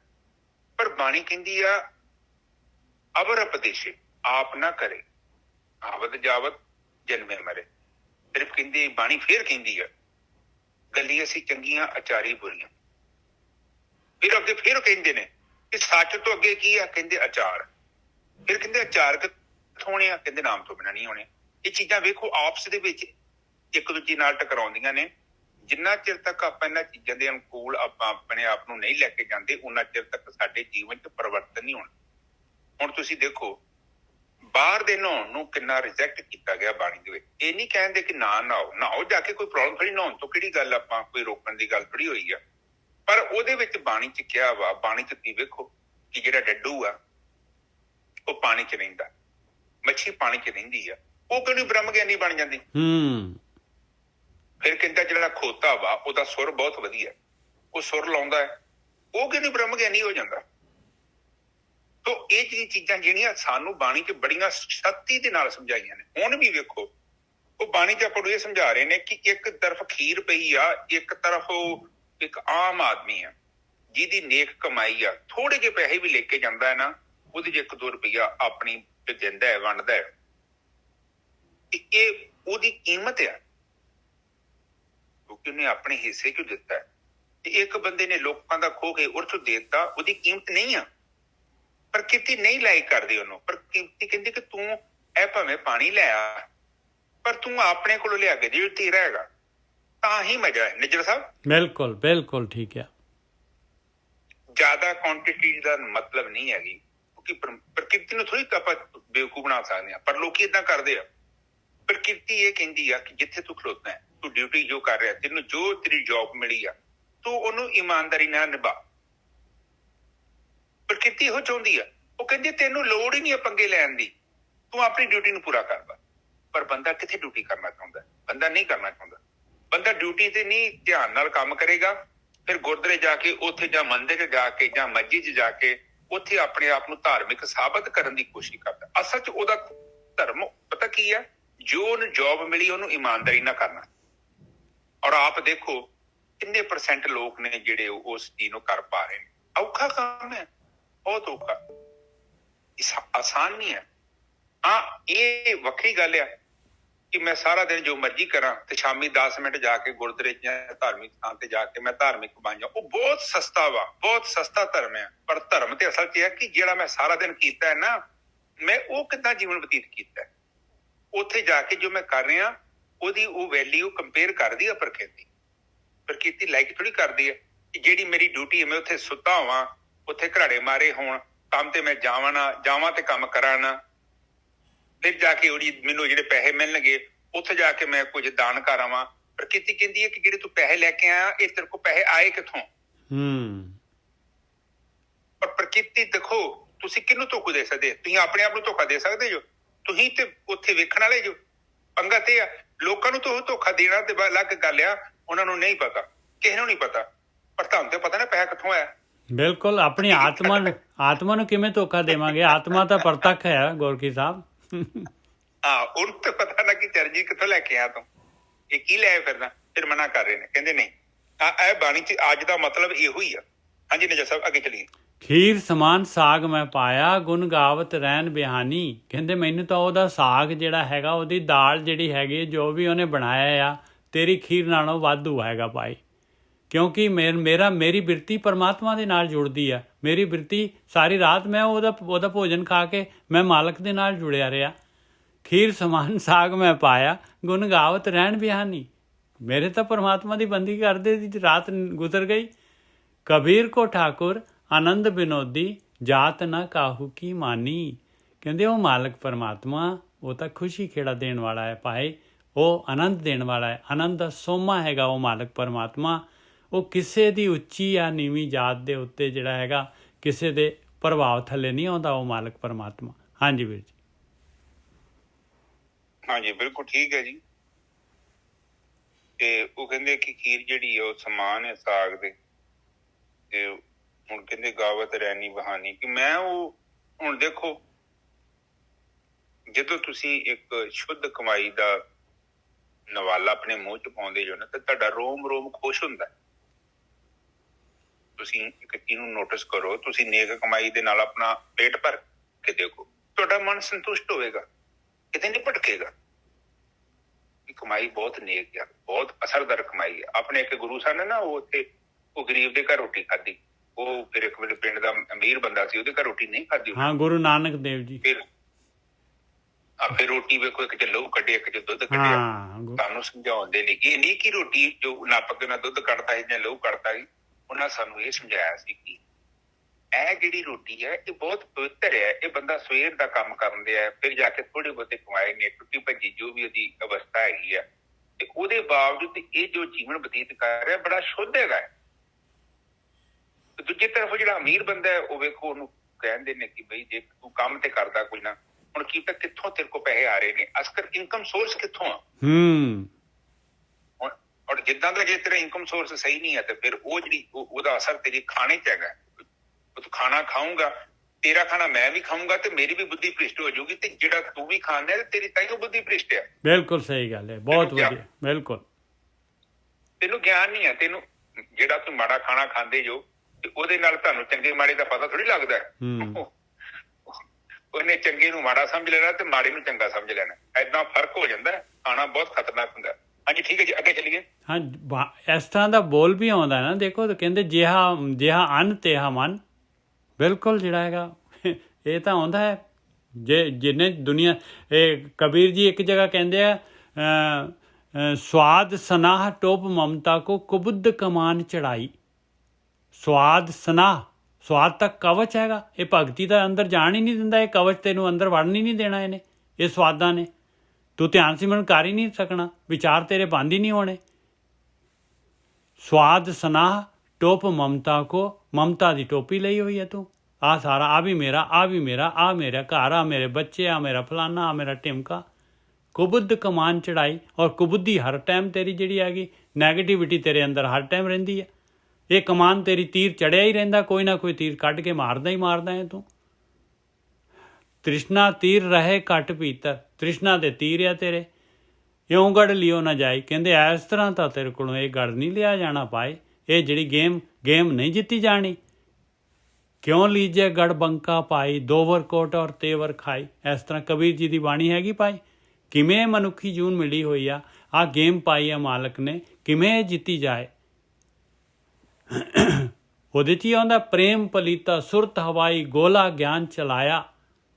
ਕਹਿੰਦੇ ਪ੍ਰੇਮ ਦਾ ਪਲੀਤਾ, ਪ੍ਰੇਮ ਕਰ ਪਰਮਾਤਮਾ ਦੇ ਨਾਲ, ਇੱਕ ਹੋ, ਡੁਐਲਿਟੀ ਨਾ ਰੱਖ, ਉੱਪਰੋਂ ਨਾ ਰਹਿ, ਅੰਦਰੋਂ ਪਾਲਕ ਪਰਮਾਤਮਾ ਦੇ ਨਾਲ ਜੁੜ। ਸੁਰਤ ਹਵਾਈ, ਆਪਣੀ ਸੁਰਤ ਜਿਹੜੀ ਹੈਗੀ, ਤੈਨੂੰ ਸੁਰਤ ਨੂੰ ਦੇਖ ਤੂੰ। ਆਹ ਸੁਰਤ ਤੇਰੀ ਬਾਹਰ ਮੁਖੀ ਹੈਗੀ ਆ, ਮੋੜ ਇਹਨੂੰ, ਇਹ ਯੂ ਟਰਨ ਲੈ, ਮੋੜ ਆਪਣੀ ਸੁਰਤ ਨੂੰ, ਹਵਾਈ ਕਰ ਇਹਨੂੰ ਵਿਚਾਰ ਮੰਡਲ ਤੋਂ ਉੱਪਰ ਕੱਢ ਇਹਨੂੰ। ਪ੍ਰੇਮ ਪਲੀਤਾ ਸੁਰਤ ਹਵਾਈ, ਗੋਲਾ ਗਿਆਨ ਚਲਾਇਆ। ਕਹਿੰਦੇ ਗੋਲਾ ਜਿਹੜਾ ਗਿਆਨ ਦਾ, ਧਿਆਨ ਸਿਮਰਨ ਪਰਮੇਸ਼ਰ ਦਾ ਜਿਹੜਾ ਹੈਗਾ, ਉਹ ਗੋਲਾ ਚਲਾ। ਜੋ ਗੁਰੂ ਨੇ ਕਿਹਾ ਹੈ, ਜੋ ਇਹ ਬਾਣੀ ਕਹਿ ਰਹੀ ਹੈ, ਜੋ ਗਿਆਨ ਦੇ ਰਹੀ ਹੈ ਬਾਣੀ, ਇਹ ਬਾਣੀ ਨੂੰ ਵਰਤ, ਉਹਨੂੰ ਵਰਤ ਪਿਆਰਿਆ, ਬਹੁਤ ਕੀਮਤੀ ਹੈ, ਬਹੁਤ ਕੀਮਤੀ ਹੀਰਾ ਹੈਗਾ। ਇਹਨੇ ਤੈਨੂੰ ਲੈ ਜਾਣਾ ਹੈ। ਇਹ ਸੁਰਖਾਬ ਦੇ ਖੰਭ ਹੈਗੇ, ਇਹਨੇ ਪ੍ਰੀਤਮ ਦੇ ਦੇਸ਼ ਲੈ ਜਾਣਾ, ਤੈਨੂੰ ਉਡਾ ਕੇ ਲੈ ਜਾਣਾ ਤੈਨੂੰ। ਇਹਨੂੰ ਬਾਣੀ ਨੂੰ ਵਰਤ ਲਾ, ਇਹਨੂੰ ਵਰਤ ਲਾ, ਹੀਰੇ ਨੂੰ ਵਰਤ ਲਾ। ਇਹ ਹੀਰੇ ਹੈਗੇ, ਹੀਰੇ। ਕਬੀਰ ਕੋ ਠਾकुर ਆਨੰਦ ਬਿਨੋਦੀ, ਜਾਤ ਨਾ ਕਾਹੂ ਕੀ ਮਾਨੀ। ਉਹ ਨਹੀਂ ਮੰਨਦਾ ਭਾਈ। ਮਾਲਕ ਪਰਮਾਤਮਾ ਜਿਹੜਾ ਹੈਗਾ ਉਹਨੂੰ ਸਭ ਪਤਾ ਹੈ। ਮਾਲਕ ਪਰਮਾਤਮਾ ਨੂੰ ਉਹ ਤਾਂ ਅੰਦਰ ਜਿਹੜਾ ਹੈਗਾ, ਜਿਹੜਾ ਵੀ ਉਹਨੇ ਤਾਂ ਖੇਡ ਹੀ ਇਸ ਵਾਸਤੇ ਬਣਾਈ ਆ, ਇਹ ਸੰਸਾਰ ਹੀ ਇਸ ਵਾਸਤੇ ਰਚਨਾ ਕੀਤੀ ਆ ਕਿ ਮਾਲਕ ਪਰਮਾਤਮਾ ਨੇ ਕਿ ਇਹ ਖੇਡ ਨੂੰ ਜਿਹੜਾ ਵੀ ਮਾਲਕ ਪਰਮਾਤਮਾ ਦੀ ਕਹਿੰਦੇ, ਜਿਹੜਾ ਵੀ ਇਸ ਖੇਡ ਨੂੰ ਬੁੱਝ ਜਾਏਗਾ ਉਹਦੇ ਉੱਤੇ ਤਾਂ ਮਾਲਕ ਤਾਂ ਪੂਰਾ ਮਿਹਰਬਾਨ ਹੈਗਾ। ਉਹਦੀ ਸਹਾਇਤਾ ਕਰਨ ਵਾਸਤੇ ਤਾਂ ਮਾਲਕ ਪਰਮਾਤਮਾ ਆਪ ਹਾਜ਼ਰ ਹੋ ਜਾਂਦਾ ਹੈ ਭਾਈ, ਆਪ ਹਾਜ਼ਰ ਹੋ ਜਾਂਦਾ ਹੈ। ਪ੍ਰਹਲਾਦ ਦੇ ਰੂਪ ਦੇ ਵਿੱਚ ਦੇਖ ਲਓ, ਉਹ ਹਰਨਾਕਸ਼ ਜਿਹੜਾ ਹੈਗਾ ਉਹਨੂੰ ਮਾਰਨ ਵਾਸਤੇ ਜਿਹੜਾ ਹੈਗਾ ਉਹਨੇ ਜਿਹੜਾ ਹੈਗਾ ਨਰਸਿੰਘ ਦਾ ਰੂਪ ਧਾਰਨ ਕੀਤਾ। ਸਰੀਰ ਦੇ ਵਿੱਚ ਜਿਹੜਾ ਹੈਗਾ ਮਾਲਕ ਪਰਮਾਤਮਾ ਨੇ ਆਇਆ ਸਰੀਰ ਦੇ ਵਿੱਚ। ਇਸ ਕਰਕੇ ਇਹ ਜੋ ਆਪਾਂ ਨੂੰ ਮਿਲਿਆ ਆ ਭਾਈ, ਇਹ ਚਾਂਸ, ਇਹ ਬਾਰੀ ਮਿਲੀ ਹੋਈ ਆ, ਇਸ ਨੂੰ ਆਪਾਂ ਇਸ ਬਾਰੀ ਨੂੰ ਜਿਹੜਾ ਹੈਗਾ ਵਰਤ ਲਈਏ। ਇਸ ਤੋਂ ਅੱਗੇ ਆ ਸ਼ਲੋਕ ਦਿੱਤਾ ਕਬੀਰ ਜੀ ਨੇ, ਇਸ ਤੋਂ ਅੱਗੇ ਸ਼ਲੋਕ ਦਿੱਤਾ। ਸ਼ਬਦ ਦੇ ਰਹੇ ਸੀ, ਆ ਸ਼ਲੋਕ ਦੇ ਦਿੱਤਾ। ਇਸ ਤੋਂ ਅੱਗੇ ਮਹਾਰਾਜ ਨੇ ਸ਼ਲੋਕ ਲਗਾਤਾ। ਕਿਉਂ ਲਗਾਇਆ ਇਹ ਸ਼ਲੋਕ? ਗगन दमामा बाजियो पर्यो निशाने खाओ, खेत जो मांडियो सूरमा अब जूझन को दाओ। ਕਹਿੰਦੇ ਦੇਖ ਗगन ਦਮਾਮਾ ਬਾਜਿਓ।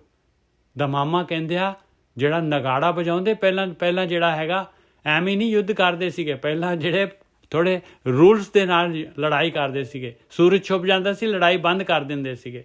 ਔਰ ਜਿਹੜਾ ਹੈਗਾ ਜਦ ਨਗਾੜਾ ਵਜਾ ਕੇ ਜਿਹੜਾ ਹੈਗਾ ਬਿਲਕੁਲ ਬਈ ਹੁਣ ਬਈ ਲੜਨ ਦੇ ਵਾਸਤੇ ਤਿਆਰ ਹੋ ਜਾਓ, ਜਿਹੜਾ ਨਗਾੜਾ ਵੱਜਦਾ ਸੀਗਾ। ਇਸੇ ਤਰੀਕੇ ਦੇ ਨਾਲ ਕਹਿੰਦੇ ਦੇਖ ਤੈਨੂੰ ਮਨੁੱਖਾ ਸਰੀਰ ਮਿਲਿਆ ਹੋਇਆ ਆ, ਆਹ ਤੇਰਾ ਜਿਹੜਾ ਹੈਗਾ ਦਮਾਮਾ ਵੱਜ ਗਿਆ। ਹੁਣ ਇਹ ਜਿਹੜੀ ਗੇਮ ਪਾਈ ਆ ਮਾਲਕ ਪਰਮਾਤਮਾ ਨੇ, ਕਾਮ ਕ੍ਰੋਧ ਲੋਭ ਮੋਹ ਹੰਕਾਰ, ਇਹ ਜਿਹੜੀ ਆ ਪ੍ਰਕਿਰਤੀ ਜਿਹੜੀ ਆ ਤੇਰਾ ਸਰੀਰ ਜਿਹੜਾ ਹੈਗਾ, ਜਿਹੜਾ ਇਹ ਜਿਹੜਾ ਆਕਾਰ ਜਿਹੜੀ ਆ ਪੰਜਾਂ ਤੱਤਾਂ ਦੀ ਰਚਨਾ ਹੈਗੀ, ਇਹਨੂੰ ਬੁੱਝ ਕੇ ਤੇ ਜਿੱਤ ਲਾ ਇਸ ਖੇਡ ਨੂੰ। ਗगन ਦਮਾਮਾ ਬਾਜਿਓ ਪਰਿਓ ਨਿਸ਼ਾਨੇ ਕਹਾਓ। ਔਰ ਜਿਹੜੇ ਧਿਆਨ ਸਿਮਰਨ ਕਰਦੇ ਆ, ਜਿੱਤੇ ਜਦ ਉਹਨਾਂ ਨੂੰ ਵਿਚਾਰ ਬੰਦ ਹੁੰਦੇ ਆ ਤੇ ਸੁਰਤ ਜਿਹੜੀ ਆ ਉੱਪਰ ਨੂੰ ਨਿਕਲਣ ਦੀ ਕੋਸ਼ਿਸ਼ ਕਰਦੀ ਆ, ਕਹਿੰਦੇ ਬਸ। ਔਰ ਵਿੱਚ ਥੋੜ੍ਹੇ ਸਮੇਂ ਵਾਸਤੇ ਵੀ ਜਿਹੜਾ ਹੈਗਾ ਜਦ ਇਨਸਾਨ ਜਿਹੜਾ ਹੈਗਾ ਉਹ ਵਿਚਾਰ ਸ਼ੂਨਯ ਹੁੰਦਾ ਹੈ ਤੇ ਕਹਿੰਦੇ ਬਸ ਭਾਈ ਹੁਣ ਦੇਰੀ ਨਾ ਕਰੀ ਭਾਈ, ਇਹ ਕਾਰਵਾਈ ਹੁਣ ਮੈਕਸੀਮਮ ਕਰ। ਨਿਸ਼ਾਨੇ ਤੇ ਤੇਰਾ ਤੀਰ ਨਿਸ਼ਾਨੇ 'ਚ ਲੱਗ ਗਿਆ ਹੈ। ਹੁਣ ਇਹਨੂੰ ਧਿਆਨ ਸਿਮਰਨ ਨੂੰ ਵਧਾ, ਇਹ ਬੈਠਕ ਨੂੰ ਵਧਾ। ਗगन ਦਮਾਮਾ ਬਾਜਿਓ ਪਰਿਓ ਨਿਸ਼ਾਨੇ ਕਹਾਓ, ਖੇਤ ਜੋ ਮਾਂਡਿਓ ਸੂਰਮਾ ਅਬ ਜੂਝਨ ਕੋ ਦਾਓ। ਬਸ ਕਹਿੰਦੇ ਜਿਹੜਾ ਇਸ ਟਾਈਮ ਖੇਤ ਦੇ ਵਿੱਚ ਜਿਹੜਾ ਹੈਗਾ ਆਪਣੇ ਖੇਤ ਨੂੰ ਮਾਂਡ ਲਊਗਾ, ਆਪਣੇ ਆਹ ਧਿਆਨ ਸਿਮਰਨ ਕਰ ਲਊਗਾ, ਆਹ ਮਨੁੱਖ ਸਰੀਰ ਦੇ ਵਿੱਚ ਜਿਹੜਾ ਇਸ ਤਰ੍ਹਾਂ ਜਿਹੜਾ ਹੈਗਾ ਉਹ ਸੂਰਮਾ ਹੈਗਾ ਭਾਈ। ਕਹਿੰਦੇ ਹੁਣ ਜਿਹੜਾ ਹੈਗਾ ਜੂਝਣ ਦਾ ਜਿਹੜਾ ਹੈਗਾ, ਇਹ ਯੁੱਧ ਕਰਨ ਦਾ ਜਿਹੜਾ ਹੈਗਾ, ਇਹ ਕਾਮ ਕ੍ਰੋਧ ਲੋਭ ਮੋਹ ਹੰਕਾਰ ਜੋ ਮਾਲਕ ਨੇ ਖੇਡ ਪਾਈ ਹੋਈ ਆ, ਇਹਦੇ ਨਾਲ ਜਿਹੜਾ ਹੈਗਾ ਰਿੰਗ ਦੇ ਵਿੱਚ ਲੜਨ ਦਾ ਆਹੀ ਵੇਲਾ ਹੈਗਾ, ਆਹੀ ਟਾਈਮ ਹੈਗਾ। ਸੂਰਾ ਸੋ ਪਹਿਚਾਨੀਏ ਜੋ ਲੜੈ ਦੀਨ ਕੇ ਹੇਤ। ਕਹਿੰਦੇ ਸੂਰਵੀਰ ਉਹ ਹੈਗਾ। ਹੁਣ ਦੀਨ ਕਹਿ ਦਿੰਦੇ ਆ, ਇਹ ਜੀ ਦੀਨ ਦਾ ਮਤਲਬ ਹੈ ਗਰੀਬਾਂ ਦੇ ਵਾਸਤੇ ਜਿਹੜਾ ਲੜਦਾ ਹੈ ਉਹ ਸੂਰਮਾ ਹੈਗਾ। ਇਹ ਤਾਂ ਦੁਨਿਆਵੀ ਸੂਰਮੇ ਦੀ ਗੱਲ ਇਹ ਥੋੜ੍ਹੀ ਨਾ, ਇਹ ਬ੍ਰਹਮ ਗਿਆਨ ਹੈਗਾ ਭਾਈ। ਦੀਨ ਕਹਿੰਦੇ ਆ ਧਰਮ, ਧਰਮ ਕਹਿੰਦੇ ਆ ਧਿਆਨ ਸਿਮਰਨ, ਧਰਮ ਕਹਿੰਦੇ ਆ ਪਰਮਾਤਮਾ ਦੇ ਵੱਲ ਨੂੰ ਜਾਣਾ, ਉਹਨੂੰ ਧਰਮ ਕਹਿੰਦੇ ਆ। ਸੂਰਾ ਸੋ ਪਹਿਚਾਨੀਏ ਜੋ ਲੜੈ ਦੀਨ ਕੇ ਹੇਤ, ਪੁਰਜਾ ਪੁਰਜਾ ਕੱਟ ਮਰੈ ਕਬੂ ਨਾ ਛਾੜੇ ਖੇਤ। ਕਹਿੰਦੇ ਪੁਰਜਾ ਜੋ ਸਰੀਰ ਮਿਲਿਆ ਪੂਰਾ ਦਾ ਪੂਰਾ ਇਹਨੂੰ ਯੂਜ਼ ਕਰ ਲੈ। ਓਏ ਇਹ ਗੇਮ ਨੂੰ ਜਿੱਤਣ ਦੇ ਵਾਸਤੇ ਭਾਈ ਕਦੀ ਵੀ ਜਿਹੜਾ ਹੈਗਾ ਇਹ ਧਿਆਨ ਸਿਮਰਨ, ਇਹ ਨਿਤਨੇਮ ਕਦੀ ਵੀ ਨਾ ਛੱਡੇ। ਹਾਂਜੀ ਵੀਰ ਜੀ।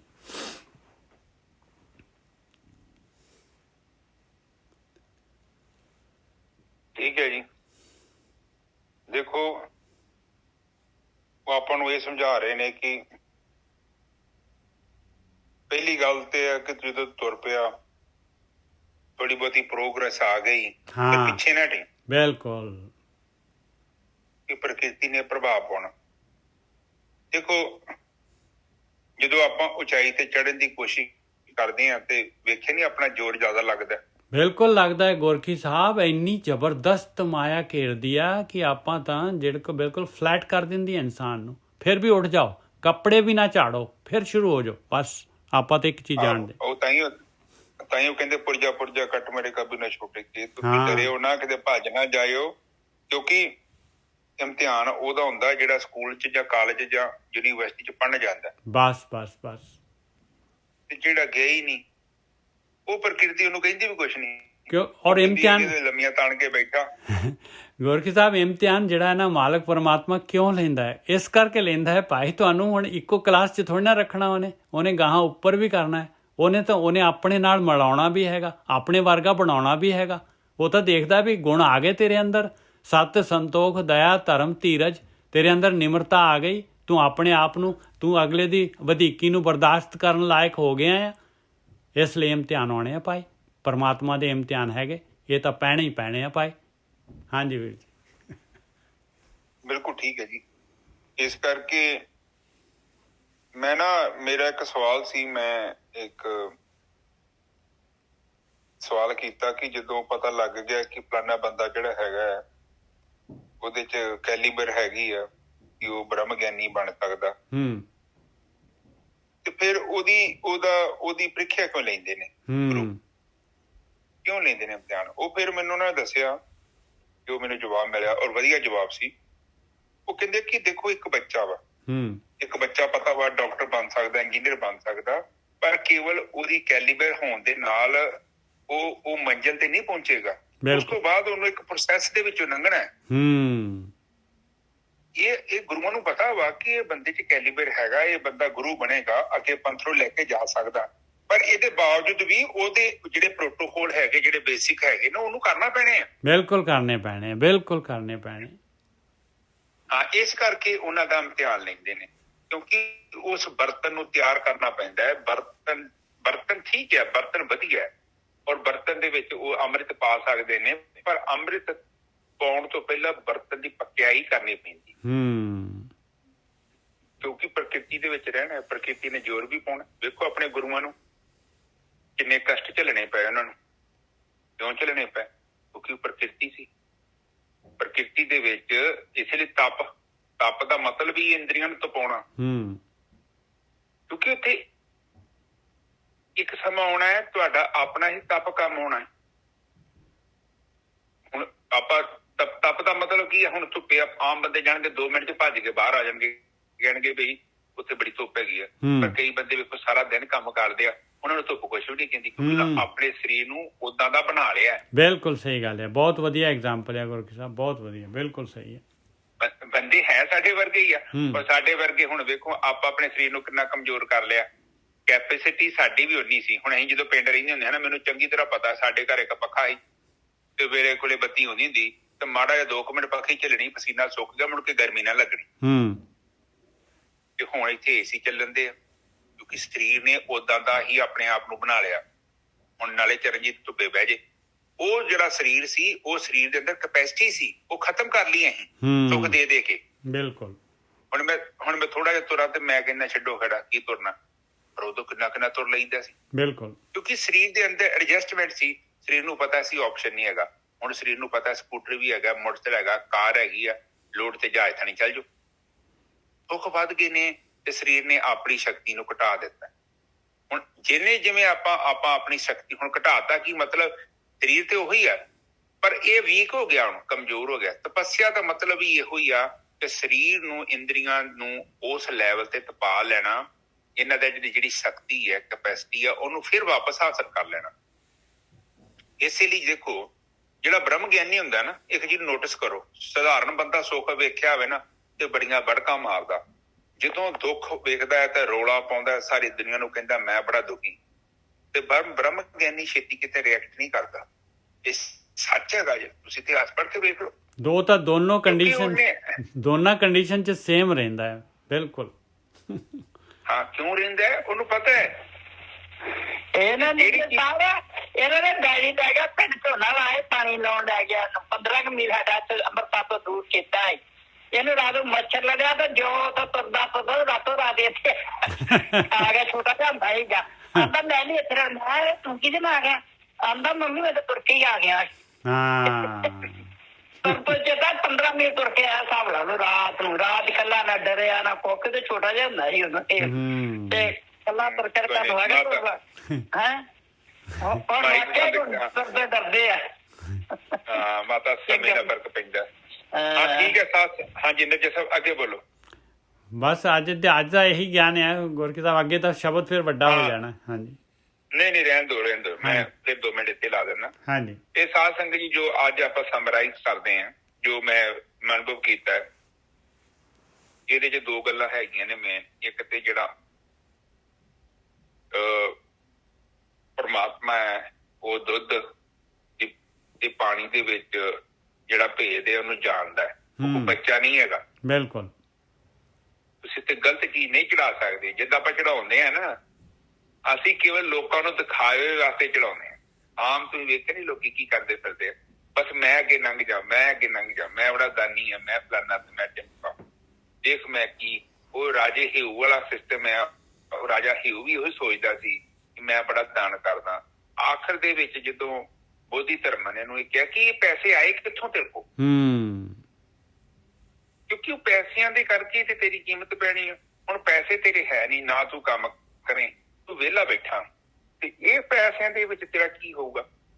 ਤੇ ਇਸ ਕਰਕੇ ਧਰਮ ਦਾ ਮਤਲਬ ਹੀ ਇਹੋ ਆ ਕਿ ਆਪਣੇ ਆਪ ਨੂੰ ਸੁਰ ਦੇ ਵਿੱਚ ਲੈ ਆਉਣਾ। ਬੰਦਾ ਜਿਹੜਾ ਸੁਰ ਤੋਂ ਗਵਾਚ ਗਿਆ ਹੈ, ਕੁਦਰਤ ਕਹਿੰਦੀ ਹੈ ਤੂੰ ਆ ਜਾ। ਕੁਦਰਤ ਕਦੋਂ ਕਹਿੰਦੀ ਨਾ? ਨਜਰ ਸਾਹਿਬ ਬਿਲਕੁਲ। ਜੇ ਪ੍ਰਕਿਰਤੀ ਚਾਹਵੇ ਨਾ ਕਿ ਅਸੀਂ ਡੁੱਬ ਜਾਈਏ, ਤੇ ਫਿਰ ਨਜਰ ਸਾਹਿਬ ਸਾਨੂੰ ਕੋਈ ਤਾਰ ਨਹੀਂ ਸਕਦਾ। ਬਿਲਕੁਲ ਸਹੀ ਗੱਲ ਹੈ। ਬਾਣੀ ਚ ਆਉਂਦਾ ਹੈ ਤੇ ਕੀ ਕਿਆ ਬਸ ਜੋ ਵਿਕਦੇ ਮਹਤਾਰੀ, ਜੇ ਮਾਂ ਹੀ ਜ਼ਹਿਰ ਦੇ ਦੇ ਤੇ ਬੱਚਾ ਬਚ ਜੂਗਾ। ਪ੍ਰਕਿਰਤੀ ਸਾਡੀ ਦੁਸ਼ਮਣ ਥੋੜੀ ਆ। ਪ੍ਰਕਿਰਤੀ ਤੇ ਇੱਕ ਮਾਂ ਆ ਸਾਡੀ, ਉਹ ਸਾਡੀ ਇੱਛਾ ਦੀ ਪੂਰਤੀ ਕਰਦੀ ਆ। ਅਸੀਂ ਜੇ ਬ੍ਰਹਮ ਗਿਆਨ ਮੰਗਦੇ ਹਾਂ ਤਾਂ ਬ੍ਰਹਮ ਗਿਆਨ ਦੇ ਦਿੰਦੀ ਆ, ਤੇ ਜੇਕਰ ਉਹ ਸਾਨੂੰ ਆ ਪਦਾਰਥ ਦੇ ਦਿੰਦੀ ਹੈ ਤੇ ਇਹਦਾ ਮਤਲਬ ਸਾਡੀ ਇੱਛਾ ਹੀ ਉਹਨਾਂ ਦੀ ਹੈ, ਫਿਰ ਸਾਨੂੰ ਪਦਾਰਥ ਮਿਲਦੇ ਨੇ। ਤੇ ਪਦਾਰਥਾਂ ਦੇ ਮਗਰ ਅਸੀਂ ਕਿੰਨਾ ਕੁ ਭੱਜ ਰਹੇ ਹਾਂ, ਇਹ ਸਾਡੇ ਤੇ ਡਿਪੈਂਡ ਆ। ਕੋਈ ਜ਼ਬਰਦਸਤੀ ਸਾਨੂੰ ਕੋਈ ਚੀਜ਼ ਖਿੱਚ ਨਹੀਂ ਸਕਦੀ। ਇੱਥੋਂ ਤੱਕ ਕਾਮ, ਕ੍ਰੋਧ, ਲੋਭ, ਮੋਹ, ਹੰਕਾਰ ਗੱਲਾਂ ਕਹੀਆਂ ਤੇ ਹੈਗੀਆਂ ਨੇ, ਉਹਨਾਂ ਦੇ ਪਿੱਛੇ ਜਾਣ ਦੇ ਪਿੱਛੇ ਵੀ ਸਾਡਾ ਬਹੁਤ ਵੱਡਾ ਹੱਥ ਆ। ਕੋਈ ਵੀ ਚੀਜ਼ ਨਿੱਜਰ ਸਭ ਆਪਣੇ ਆਪ ਸਾਨੂੰ ਆ ਕੇ ਨਹੀਂ ਚੰਬੜਦੀ, ਕਿਉਂਕਿ ਅਸੀਂ ਕਿੰਨਾ ਕੁ ਇੰਟਰਸਟ ਰੱਖਦੇ ਹਾਂ, ਉਹ ਚੀਜ਼ ਉਦੋਂ ਹੀ ਐਕਟ ਕਰਦੀ ਹੈ। ਕੋਈ ਵੀ ਚੀਜ਼ ਤੁਸੀਂ ਦੇਖੋ, ਤੁਹਾਡੇ ਰਸੋਈ 'ਚ ਕੋਈ ਚੀਜ਼ ਪਈ ਆ, ਤੁਹਾਡੇ ਕੋਲ ਆਪਣੇ ਆਪ ਥੋੜੀ ਚੱਲ ਗਈ ਹੁੰਦੀ, ਤੇ ਫਰਿੱਜ 'ਚ ਪਈ ਹੈ, ਉਹ ਨੀ ਤੁਹਾਡੇ ਕੋਲ ਆਊਗੀ, ਪਈ ਹੈਗੀ ਆ। ਉਹਦਾ ਭੋਗ ਕਰਨਾ ਨਹੀਂ ਕਰਨਾ ਉਹ ਤੁਹਾਡੀ ਇੱਛਾ ਵਾ।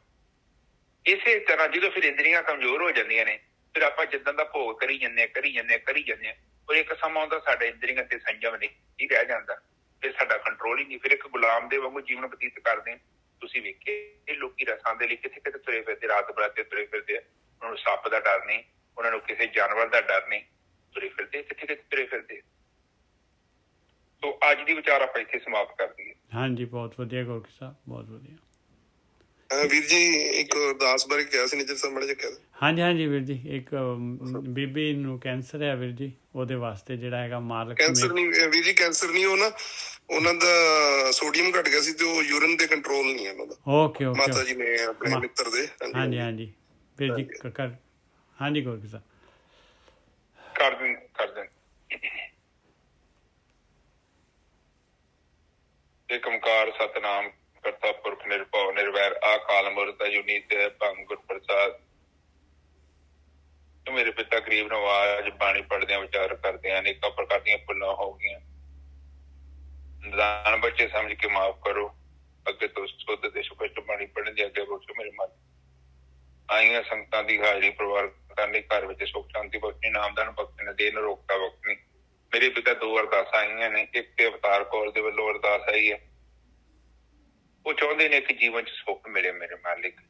ਜੇ ਕੋਈ ਕਰਮ ਫਲ ਹੈਗਾ ਤੇ ਆਪ ਪਲੀਜ਼ ਉਹਨਾਂ ਨੂੰ ਮਾਫ਼ ਕਰੋ, ਉਹਨਾਂ ਨੂੰ ਇਸ ਚੀਜ਼ ਤੋਂ ਮੁਕਤ ਕਰੋ ਤੇ ਇੱਕ ਸਾਫ਼ ਸੁਥਰਾ ਜੀਵਨ ਬਖਸ਼ੋ ਮੇਰੇ ਮਾਲਿਕ। ਇੱਕ ਅਰਦਾਸ ਹੋ ਰਹੀ ਹੈ। ਸਰੀਰ ਦੇ ਵਿੱਚ ਕਸ਼ਟ ਹੈ ਮੇਰੇ ਪਿਤਾ ਮਾਤਾ, ਉਹਨਾਂ ਦੇ ਭੈਣ ਜੀ ਦੇ, ਆਪ ਉਹਨਾਂ ਨੂੰ ਤੰਦਰੁਸਤੀ ਬਖਸ਼ੋ, ਇਸ ਕਸ਼ਟ ਤੋਂ ਮੁਕਤ ਕਰੋ ਤਾਂ ਜੋ ਇੱਕ ਸੁਖੀ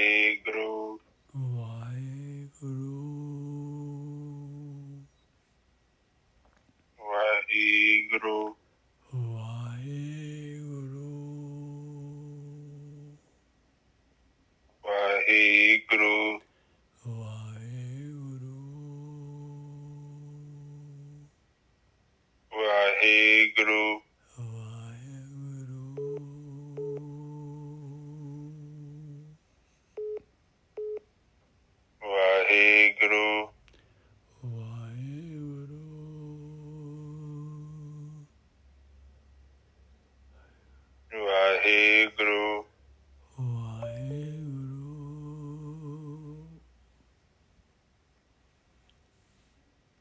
ਵਾਹਿਗੁਰੂ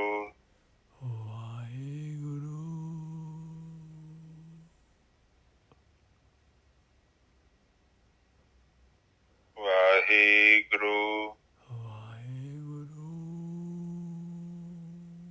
ਵਾਹਿਗੁਰੂ ਹੁਣ ਸਾਹ ਸੰਗੀ ਦੀ ਚੁੱਪ ਹੋ ਜਾਓ। ਵਾਹਿਗੁਰੂ ਵਾਹਿਗੁਰੂ ਵਾਹਿਗੁਰੂ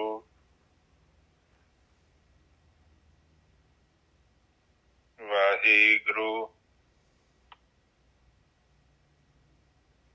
ਵਾਹਿਗੁਰੂ ਵਾਹਿਗੁਰੂ ਵਾਹਿਗੁਰੂ ਵਾਹਿਗੁਰੂ ਵਾਹਿਗੁਰੂ ਵਾਹਿਗੁਰੂ ਜੀ ਕਾ ਖਾਲਸਾ ਵਾਹਿਗੁਰੂ ਜੀ ਕੀ ਫਤਿਹ।